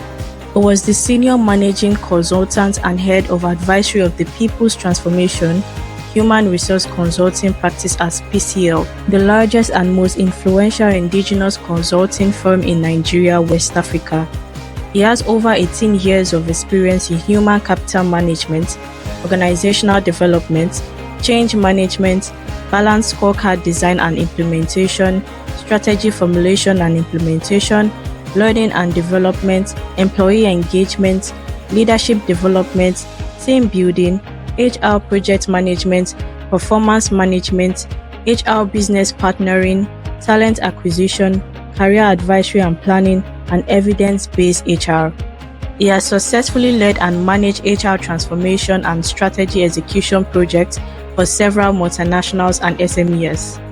He has formulated, designed, and implemented smart initiatives that help organizations deliver on their business strategy and objectives. Joshua holds the following degrees and certification: BSc Geography Social Sciences, University of Ibadan; Masters in International Law and Diplomacy, University of Lagos; Master of Divinity, Grace Spring Bible College and Seminary, Lagos; MBA student, Nexford University, USA in view; Doctor of Commerce and Enterprise Development, Global Professional in Human Resources, USA; Senior Professional in Human Resources International, USA; Career Advisory Training Diploma in USA; Practitioner and Facilitator Certification, High Performance Coaching, Jesus College, University of Cambridge, UK; Certificate in Workforce Planning, Human Capital Growth Institute, USA; Certified Change Management Professional, Balanced Scorecard Certified Practitioner, Balanced Scorecard Institute, USA. Is a member of the following professional bodies: full member, Chartered Institute of Personal Management of Nigeria, Senior Research Fellow, Institute of Commerce and Enterprise Development, Nigeria. He and his family lives in Nigeria. Ladies and gentlemen, please let's welcome Dr. Joshua Ademuwagon. Hello and good morning. Morning. Good morning to each and every one of you. I'm sincerely happy to be part of the Accelerate Students Conference. I think a good way to start is to first and foremost apologize to each and every one of you for not being able to be at the conference physically. I would have really wanted to, I planned to, but life happens. I was also scheduled to be at another meeting, and very painfully it's a meeting that I am facilitating, so I had to be there. So sincere apologies to each and every one of you. I do hope that very soon I'll be able to be with you physically and meet you, because we can speak online. I can do a recording as I'm doing now and send across to you, but there is a joy, a special joy that comes with meeting each and every one of you physically and connecting with you. I would not have the opportunity to do that today, but I hope I'll be able to do that very soon. So I want to say sincere apologies again. Please accept my apologies, right? And I want to thank the convener of this great conference, Esther Kodu. Thank you so much for believing in me enough to invite me to come and speak at the conference in this particular edition. I do not take it for granted, the same way I do not take for granted the opportunity to instruct individuals, even if it is one mind.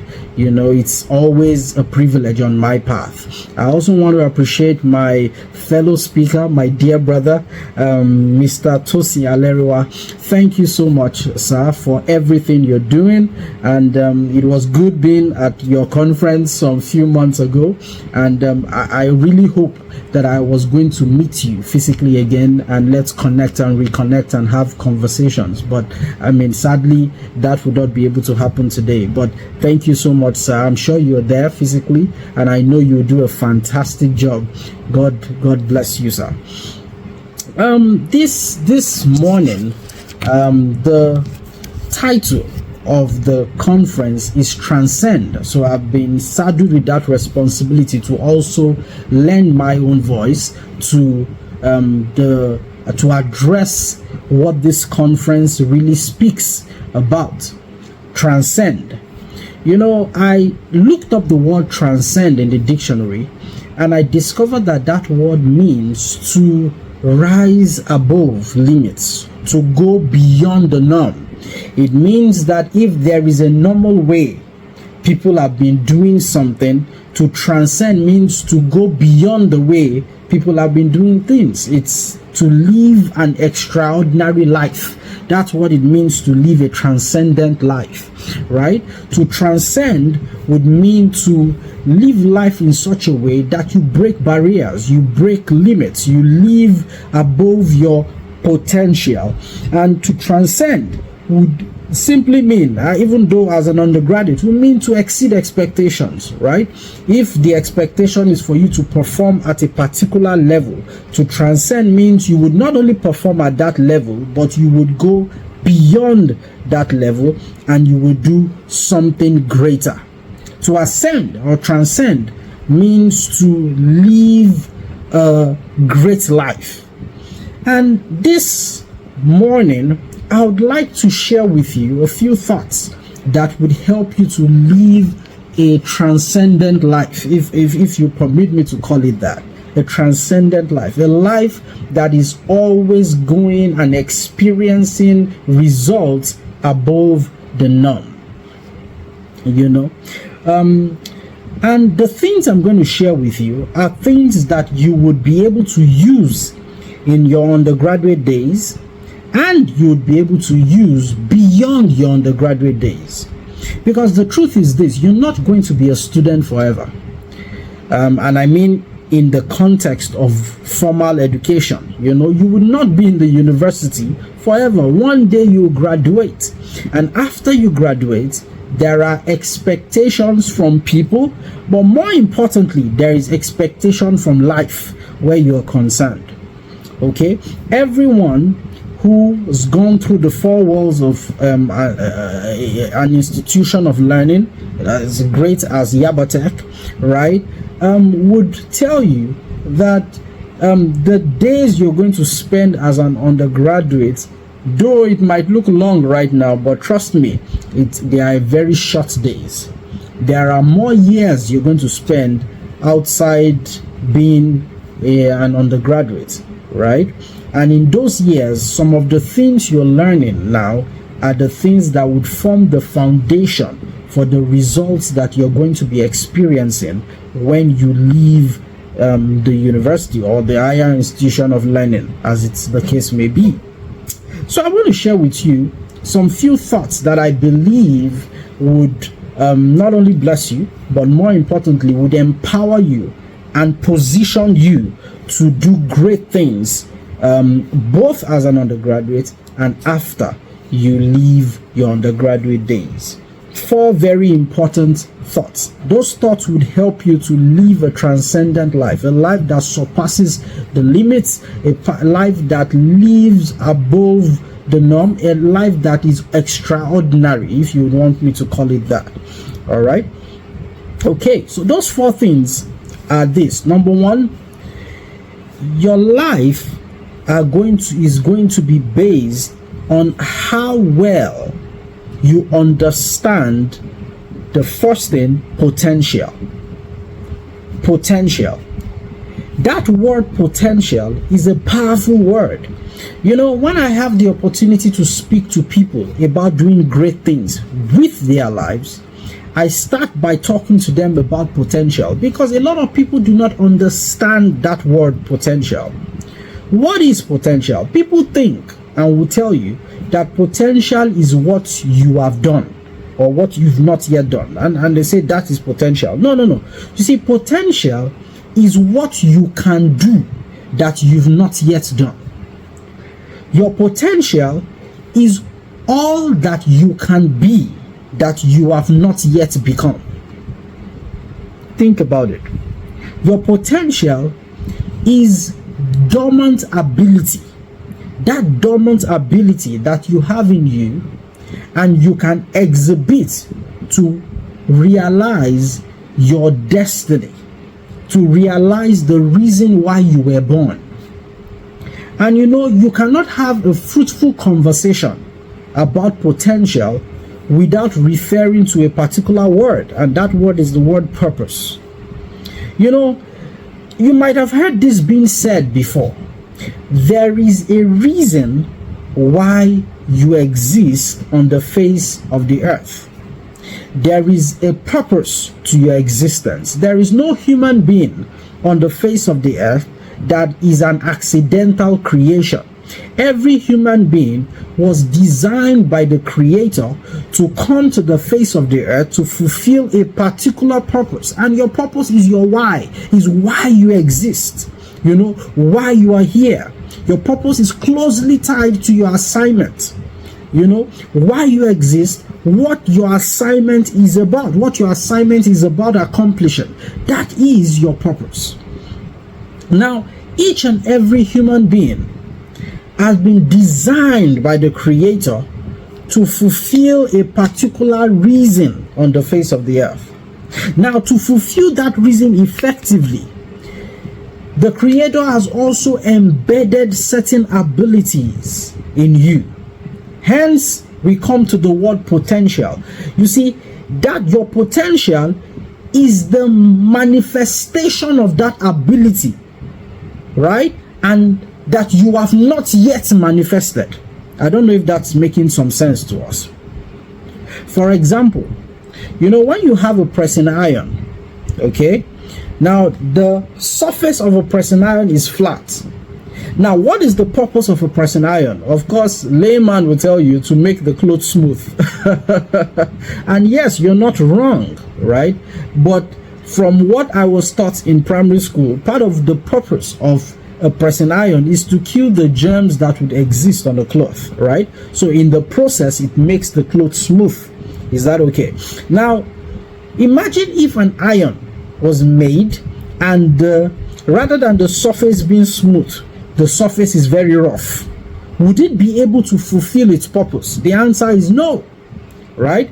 The reason why the pressing iron can fulfill its purpose of smoothing clothes and killing germs effectively is because when the manufacturers of the pressing iron were manufacturing the pressing iron, they ensured that they thought about the purpose, and then because of that, they made the surface smooth so that it can fulfill its purpose.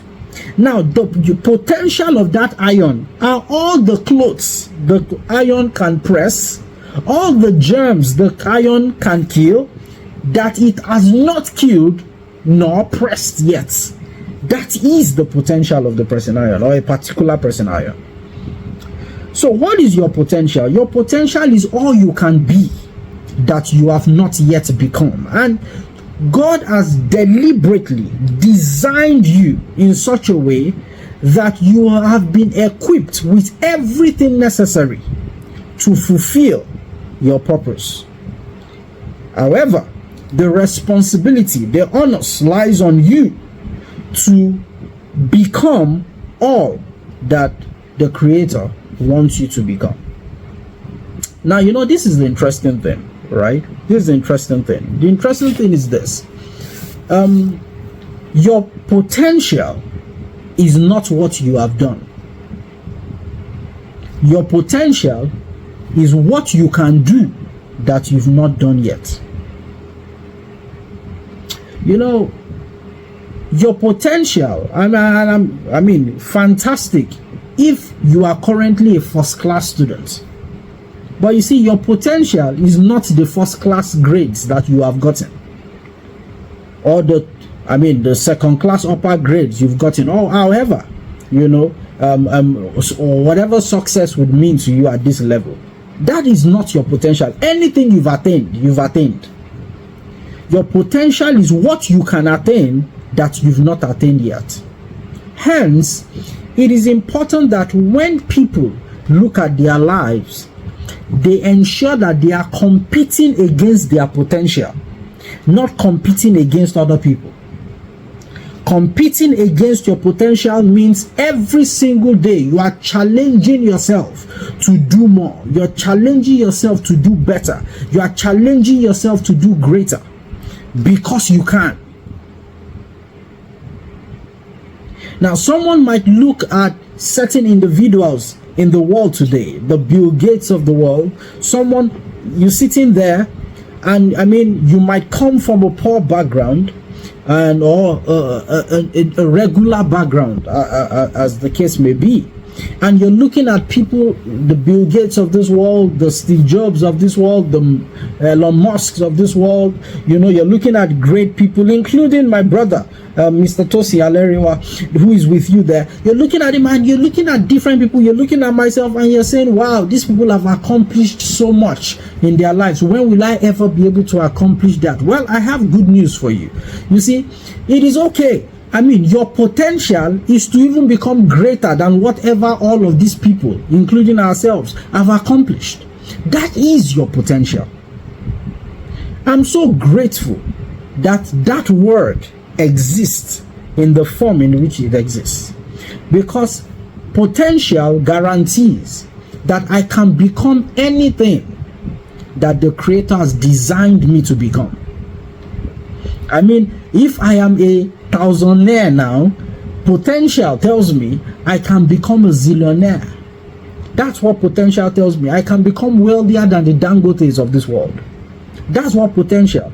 So you see, whenever I see undergraduate students, right, I respect them, because I would be remiss to look at an undergraduate student and think that the student has become all that God has created them to be at this stage of their lives.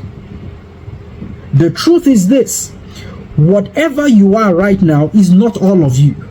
You can become greater. You can do better. You can do bigger. You can become the next big thing happening on the face of the earth. You can become the next president of our nation. You can become the person who will shape our nation.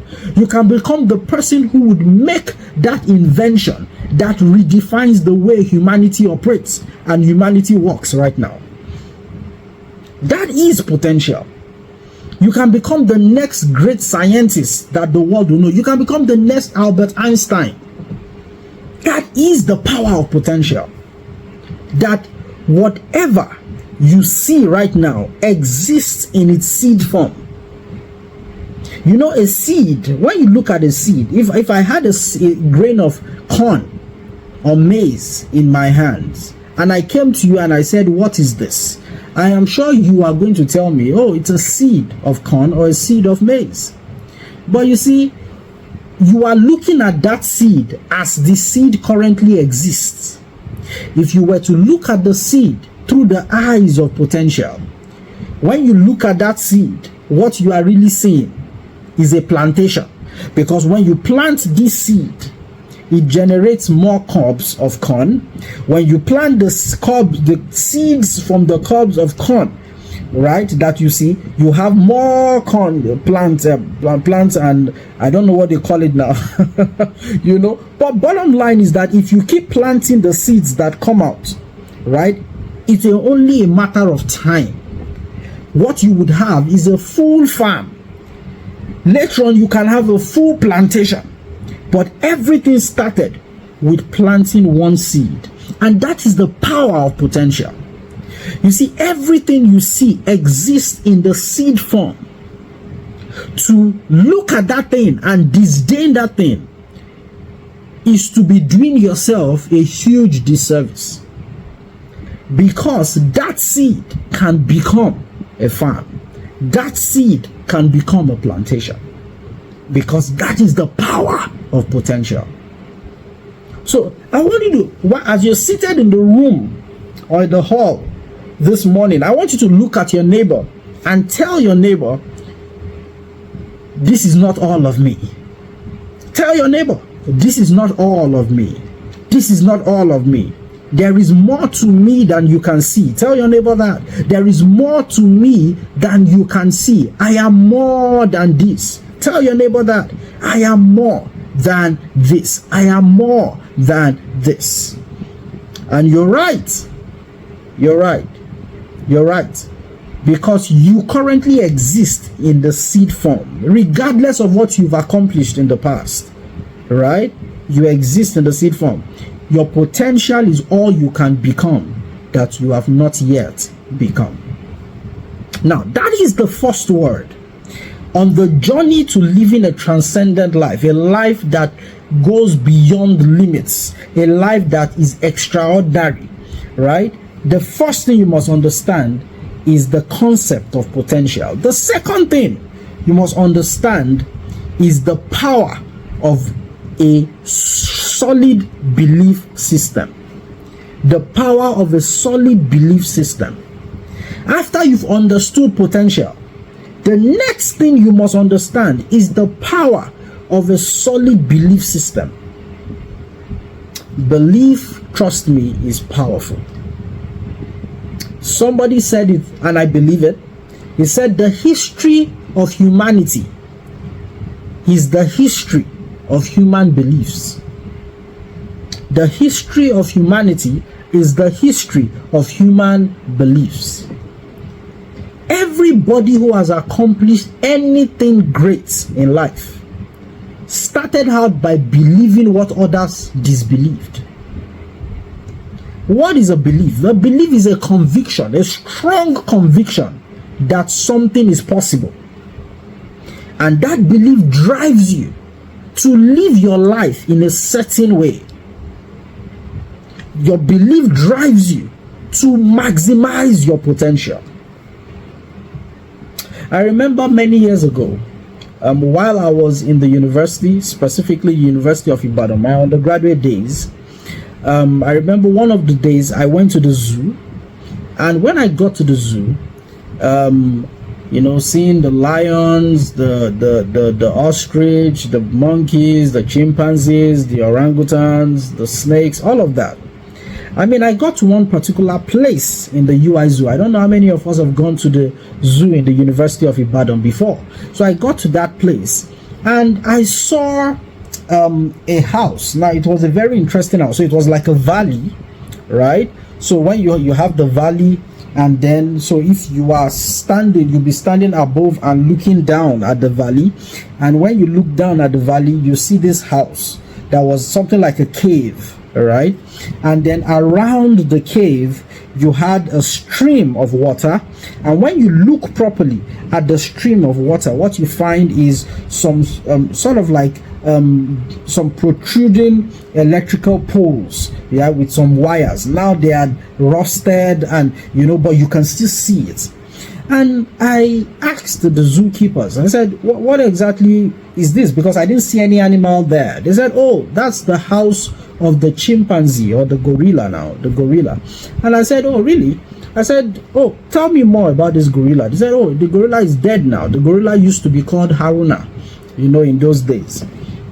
And they told me the story. They said, oh, when they got the gorilla and put him in there, they discovered that the gorilla was always trying to escape. So what they did was to build the stream of water around it and then put that electricity, you know, some electricity inside the water, so that every time the gorilla tried to escape, you know, when it touches the water, it will experience some shock, electric shock, and would run back into the cave. And I said, wow. I said, that's very interesting. I said, so what did that happen till the gorilla died? They said, no. That after about a week or so, they put it off, right? Because they didn't need electricity going through it, because they also didn't want the gorilla to die. I said, oh, interesting. So if they put it off, how come the gorilla never climbed out of the house? They laughed and they said, you know, every time the gorilla went near the water and mistakenly touched the water, of course there was no electricity flowing again through the wire, but the gorilla would experience mentally a shock, and the gorilla will run back into the cave as though it had really experienced a shock. Now, you see, that is the power of beliefs. I learned something that day I can never forget. That is the power of belief. I said, wow, how many people are living their lives, right, experiencing a shock that does not really exist, and they've conditioned their lives based on that thing that does not really exist. Beliefs are powerful. Your belief determines how far you will go in life, how far you would experience results in life. Your belief system. One of the most important things you can do to yourself is to build a healthy and strong belief system, a balanced belief system, a belief system that does not see impossibilities, a belief system that all it sees are possibilities. And you see, sadly, some of us, how we grew up, our background, the environment in which we currently exist, what people might have told us, including our parents, very innocently, you know, what people might have told us about life. You know, you've been conditioned to think about impossibilities, to think about limitations. You see, you can never rise above the limitations that you see. Oh, you can never rise above the limitations that you see in your mind. So what of the things you can do to yourself after understanding the power of potential, right, is to understand the power of building a healthy and strong belief system. How do you do that? By getting right information. Information that tells you I can. Information that tells you I can achieve anything that I set my mind to do. Information that tells you that regardless of what life throws at you, you can always survive and come out a victor and a champion. The kind of information that tells you that, you see, in life I can become a global star. I can become a global champion. Some of us are starting a business, and some of you will do. Some of you might have even started one now. And you know the way you're thinking about the business, oh, let's just have this small business in one small corner. No. You can actually dream and see your business becoming the business.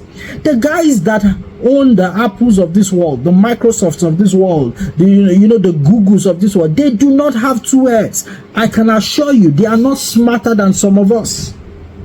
The only difference is that they believe differently. They believe that their organization, their company can become one that takes over the world, so it is taking over the world. Friends, you can believe the same. You can believe the same. Don't let society and what is happening around you beat you into a mold that does not work in alignment with your potential.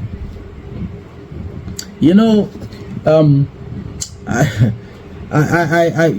if you go to a block factory, right, what they do is that they have something called a mold. So they put cement in it and it forms. So it forms a particular shape. If they want the shape of the block to be star, they create a star mold. And so anything that enters comes out as a star. Your mind is your mold. The question is, have you built a mold that is limiting you? Or have you built a mold that is unlimited in its experience? That's the second thing. After potential, understanding the power of potential, the concept of potential, the next thing is to understand that you need to build a strong and healthy belief system. The third thing that you need to know if you want to live a life that goes beyond limits, goes beyond the extraordinary, is to live a life that understands the power of action. You know, action.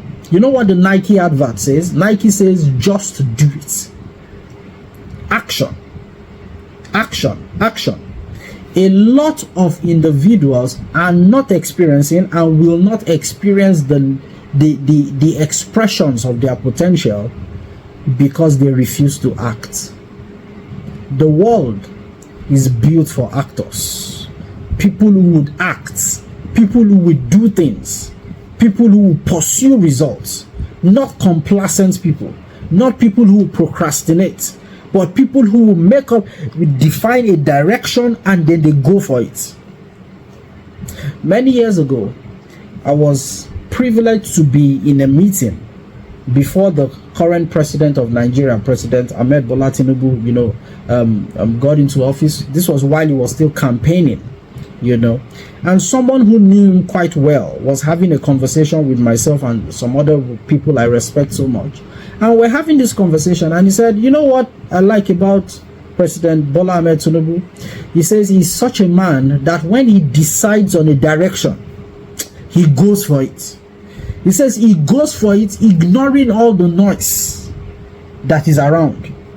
He's so focused and fixated on achieving that goal that he does not even hear all of you talking. Go for it. You see, be so purposeful that you do not hear neither the praises of men nor the criticisms of men. I heard a story of a particular king, right? The king died and his son was going to take over. So after the king died, of course, and his son took over, his son was young and started looking for trouble everywhere. Go to this other land and tell them that, you know what, I can come and fight you and take over your territory. And in those days, territory and land was everything. And then one day he decided to go look for the trouble of an older king. The older king sent him a message and said, see, I was your father's contemporary. I was your father's friend in a way. And your father and I had this mutual respect for each other. That because of your father, I want to plead with you that don't come and fight me. If you fight me, I will defeat you and I will take your land. But I respect your father enough to leave you and your land. And this young king did not dare, youthful exuberance. And he spoke to his friends. His friends said, don't worry, go and fight. We'll back you up. And of course he decided to. Now this is the interesting thing. The story goes thus. The young king took his army, went to fight the old king. Of course the old king defeated his army. And after the old king defeated his army, the old king, arrested him, was a prisoner of war, and had him locked up. On a particular day, the old king invited him out, told them to bring him out. And when he came out, he saw something very interesting. He saw, a long line of people. On one side on the left, another long line on the right. So 2 long lines of people. And the king told him that he would want to teach him a lesson. Told him to take a spoon, and in that spoon there was an egg that was put in the spoon, and told him that he was going to walk from the beginning of the line to the end of the line. Now the people on the right were going to be praising him, saying, king, there is none like you. You are powerful, you are wonderful, you are strong, don't let anybody deceive you. They'll be praising him. Now the people on the left will be abusing him, say, you are a stupid king, useless king, see his head, very arrogant. Now, so while these people are praising, these people will be criticizing him. And then behind this young king was a guy who had a knife or a sword, and he had put the sword very close to his neck. And the old king told this young king, said, see, you're going to walk from the beginning of the line about 100 meters, to the end of the line, holding this egg in the spoon. He says, if this egg falls down, the guy behind you has commandments to take off your neck, chop off your neck. So your responsibility is to walk from the beginning of the line to the end of the line.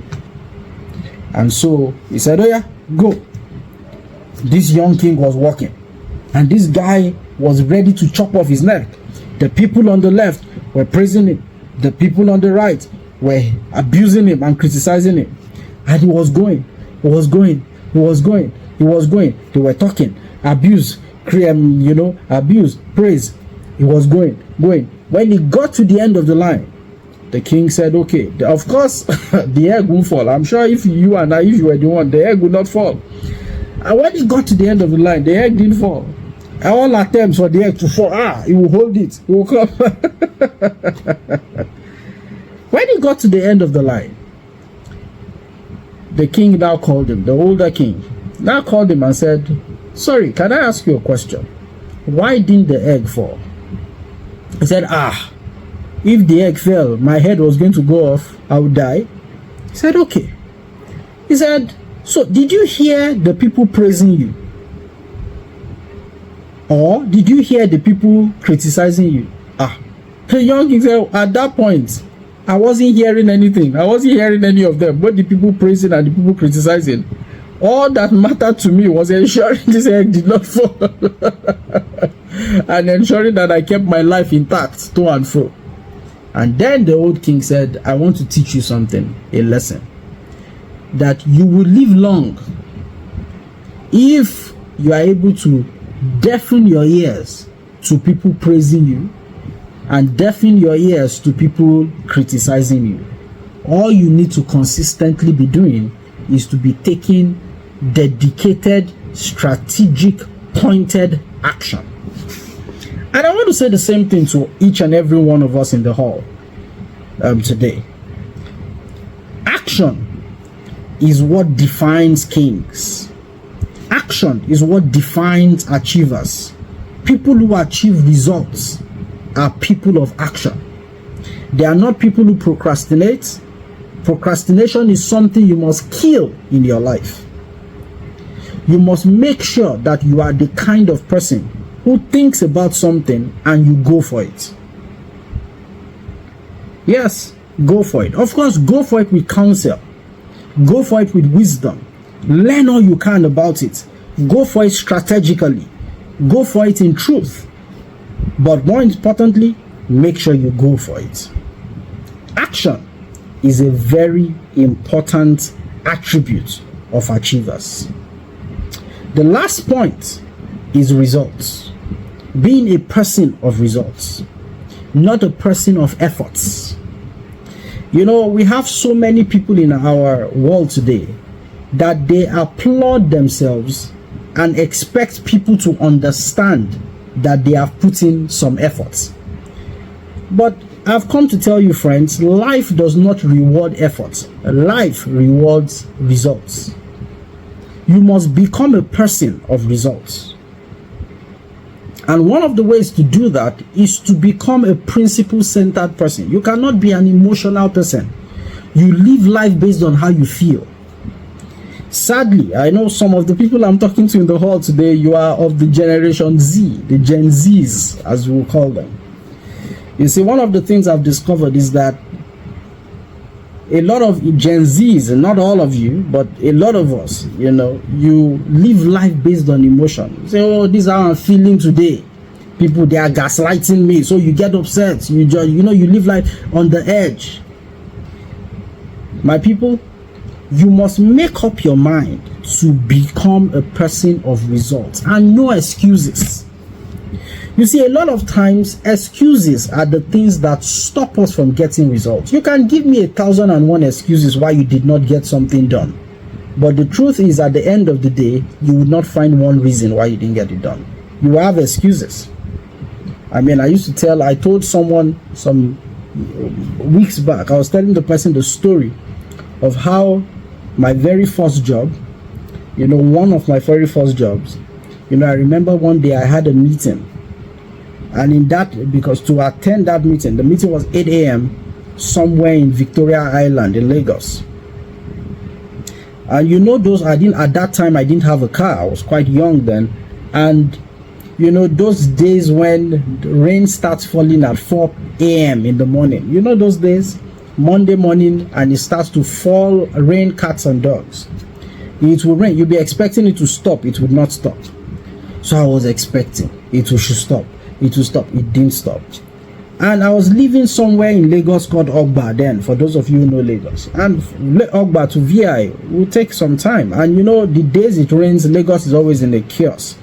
So I knew that if I waited for the rain to stop, and I wasn't even sure when it would stop, getting from Ogba to VI, I would not make my 8 a.m. meeting. So by 5 a.m., I took the shirt I was going to wear, pressed it, folded it, the suits I was going to wear, pressed it, folded the shoe, socks, everything. And I took a small perfume, put it in, you know, a comb, put it in a bag, a polythene bag, and tied it up. Put it in another polythene bag, tied it up. Wore a pair of jeans that I didn't mind if it got wet, wore a t-shirt, slippers, got into the rain, got into a bus, moved and got to VI, went into the toilet of the company I had gone to. It was at 8 a.m., but I got there around 7:30 thereabout. Went in, changed, you know, got out of my wet clothes, squeezed the clothes, put it into the poly bag, sprayed my little perfume, cleaned my hair, brushed my hair, cleaned my shoe, came out, went in for my meeting, 8 a.m. Nobody knew I went through something like that. If it was in those days, these days, you have people who call you and tell you that, sorry, Oga, it's raining, I can't make it. How dare I tell my Oga I couldn't make it? I could have many excuses. But you see, I had been conditioned to always think in terms of achieving results. If you think in terms of potential, that you are more than this, all right? You think in terms of building a powerful belief system, an empowering belief system, that you can achieve anything that you set your mind to achieve. You become a person of action, a person who goes for things, and you take action strategically, all right? And you become a person of results, somebody who does not take excuses. You know, you tell your body how to feel. You go for things. You look for ways and not reasons why it won't work, but you look for ways in which something would work. What would happen at the end of the day is that you would be an individual living life above and beyond limits. I round up by telling you a story. Two young boys were living in a town. They heard that in this town there was a great wise man. So they decided to test this man to find out how wise he was. They caught a butterfly. One of them caught a butterfly. They didn't kill the butterfly, so he had the butterfly in his hands. And they both went to this old wise man and they said, "Sir, we want to ask you a question." With their hand, one of them's hand at his back. I said, "I want to ask you a question. We want you to tell us if we have a butterfly in one of us's hands.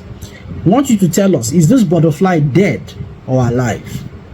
And after the old man thought for a while, he looked at them and said, "The truth is this." And they had a plan. If the old man had said the butterfly was alive, right, he was planning to squeeze his hand a little bit, kill the butterfly and bring it out and say, "Oh, it's dead." Or if the old man had said the butterfly was dead, he would just open his hands and the butterfly would fly out. So any which way, they thought they had gotten the old man. And the old man looked at them after thinking for a while and said, "Whether the butterfly is alive or dead, it all depends on you." I want to tell you something, my friends. The kind of life you're going to live, both as an undergraduate and as someone who has graduated and as you live life, right? The kind of life you will live would all depend on you. Nobody else. It would all depend on you. So make up your mind to be a person who would live life transcendently. Thank you so much for having me. I want to thank Esther Akodu. Thank you so much, the convener, for inviting me.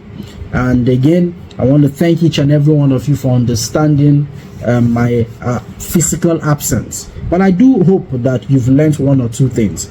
I trust that one day I'll be able to be physically with you to share my thoughts and, more importantly, to connect with you and to meet you one-on-one.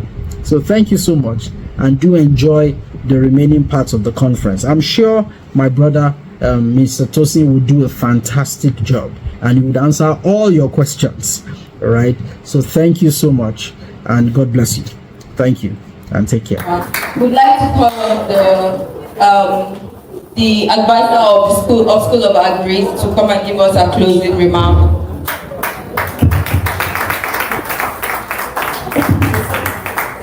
Greatest Nigeria student! Greatest Nigeria student! Greatest Nigeria student! Greatest of the greatest of the greatest of the greatest Nigeria student! Greatest Baba! Greatest Bobo! Greatest Baba! Greatest Kawe!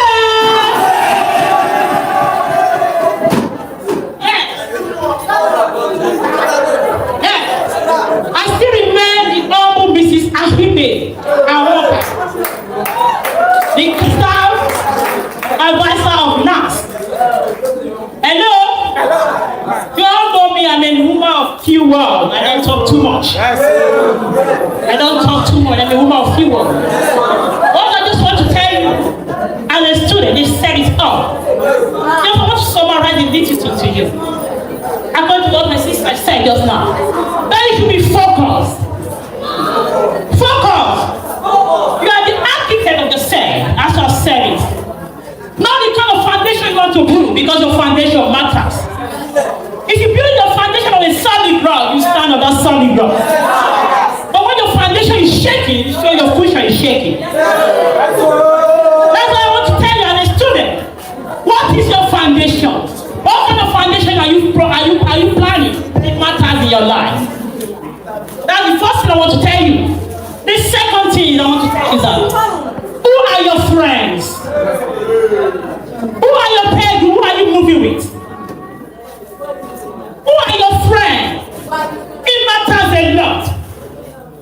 Based on the same thing of what? When you move with a bad friend, you destroy your future. When you move with a bad friend, you destroy your future. Not the kind of friend you are moving with, but it matters in your future. That's the second thing I will tell you. And the last thing I will tell is your God. For your future to be bright, hold on to your God. I don't know if you're a Christian or you're a Muslim, I don't want to know. But what I want to know is that hold on to that of God.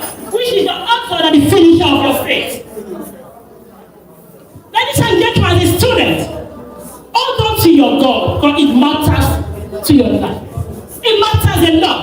It tells where your foundation is going to lie. When you lie on that foundation of only that your God, holding up to your God as a pillar of your life. There will be challenges in life, whether you like it or not. Who told you that those challenges? There's the challenges. I'm a lecturer, we know what to pass through when we're still in school before we become a lecturer. But now we are proud that we are wow. We are a lecturer. But when I open my mouth and tell you the kind of what we pass through when we're in school, life is not easy, ladies and gentlemen. Life is not palatable. But through God, our maker, will make life to be so easy for us. And I'm telling you, I've said it before, I'm a woman of few words. You all know me. Please, I'm begging you, ladies and gentlemen. And this period of time, everything I've told everything I've advised you, everything I've told you this morning, please hold on to it, because it will tell where you are going to. It will stand for you in future. It will speak for you in future. It will bring the light to your future. Ladies and gentlemen, let's not stand up and clap for these people. Let's not stand up and clap. Let's stand up and clap for them. Thank you, bro. Thank you, man. Thank you, ma'am. We are all grateful as a student. As a lecturer, we are grateful. As a student, we are grateful. Thank you very much. May God continue to bless you. Thank you. Thank you, Martin. Let's clap for our mama. Let's clap for our mama. Let's clap for our mama. Please, just a few minutes, less than 30 minutes we are leaving. Refreshment is being served. And for the book that we gave out, it was given by Mrs. Toby Fasoloro, one of the speakers of the previous edition. Thank you so much. So we just have a few questions. DJ, give us some loving music, background loving music. So we have few questions to ask you about Valentine. About love. I'm sure we'll be able to get one thing or the other today. Please don't eat and what did you say? Treasure. It has to be a movie, please. 5 feet apart. What is the sad story? How is Miley?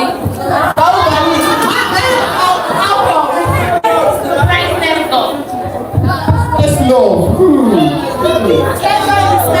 Okay, let's give us one.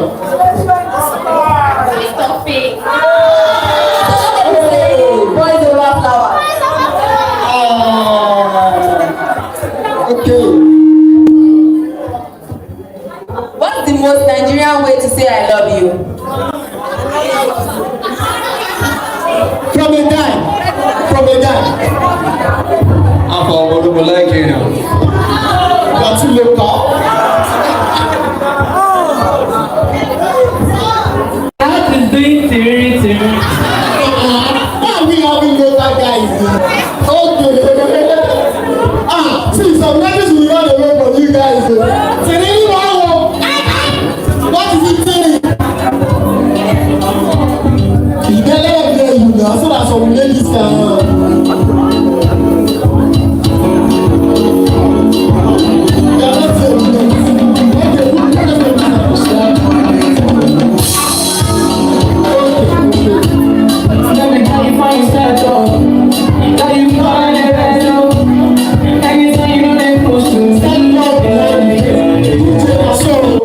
So our last question.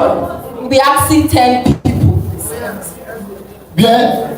Describe love in one word. Describe love in one word. Please take note. Love is emotional.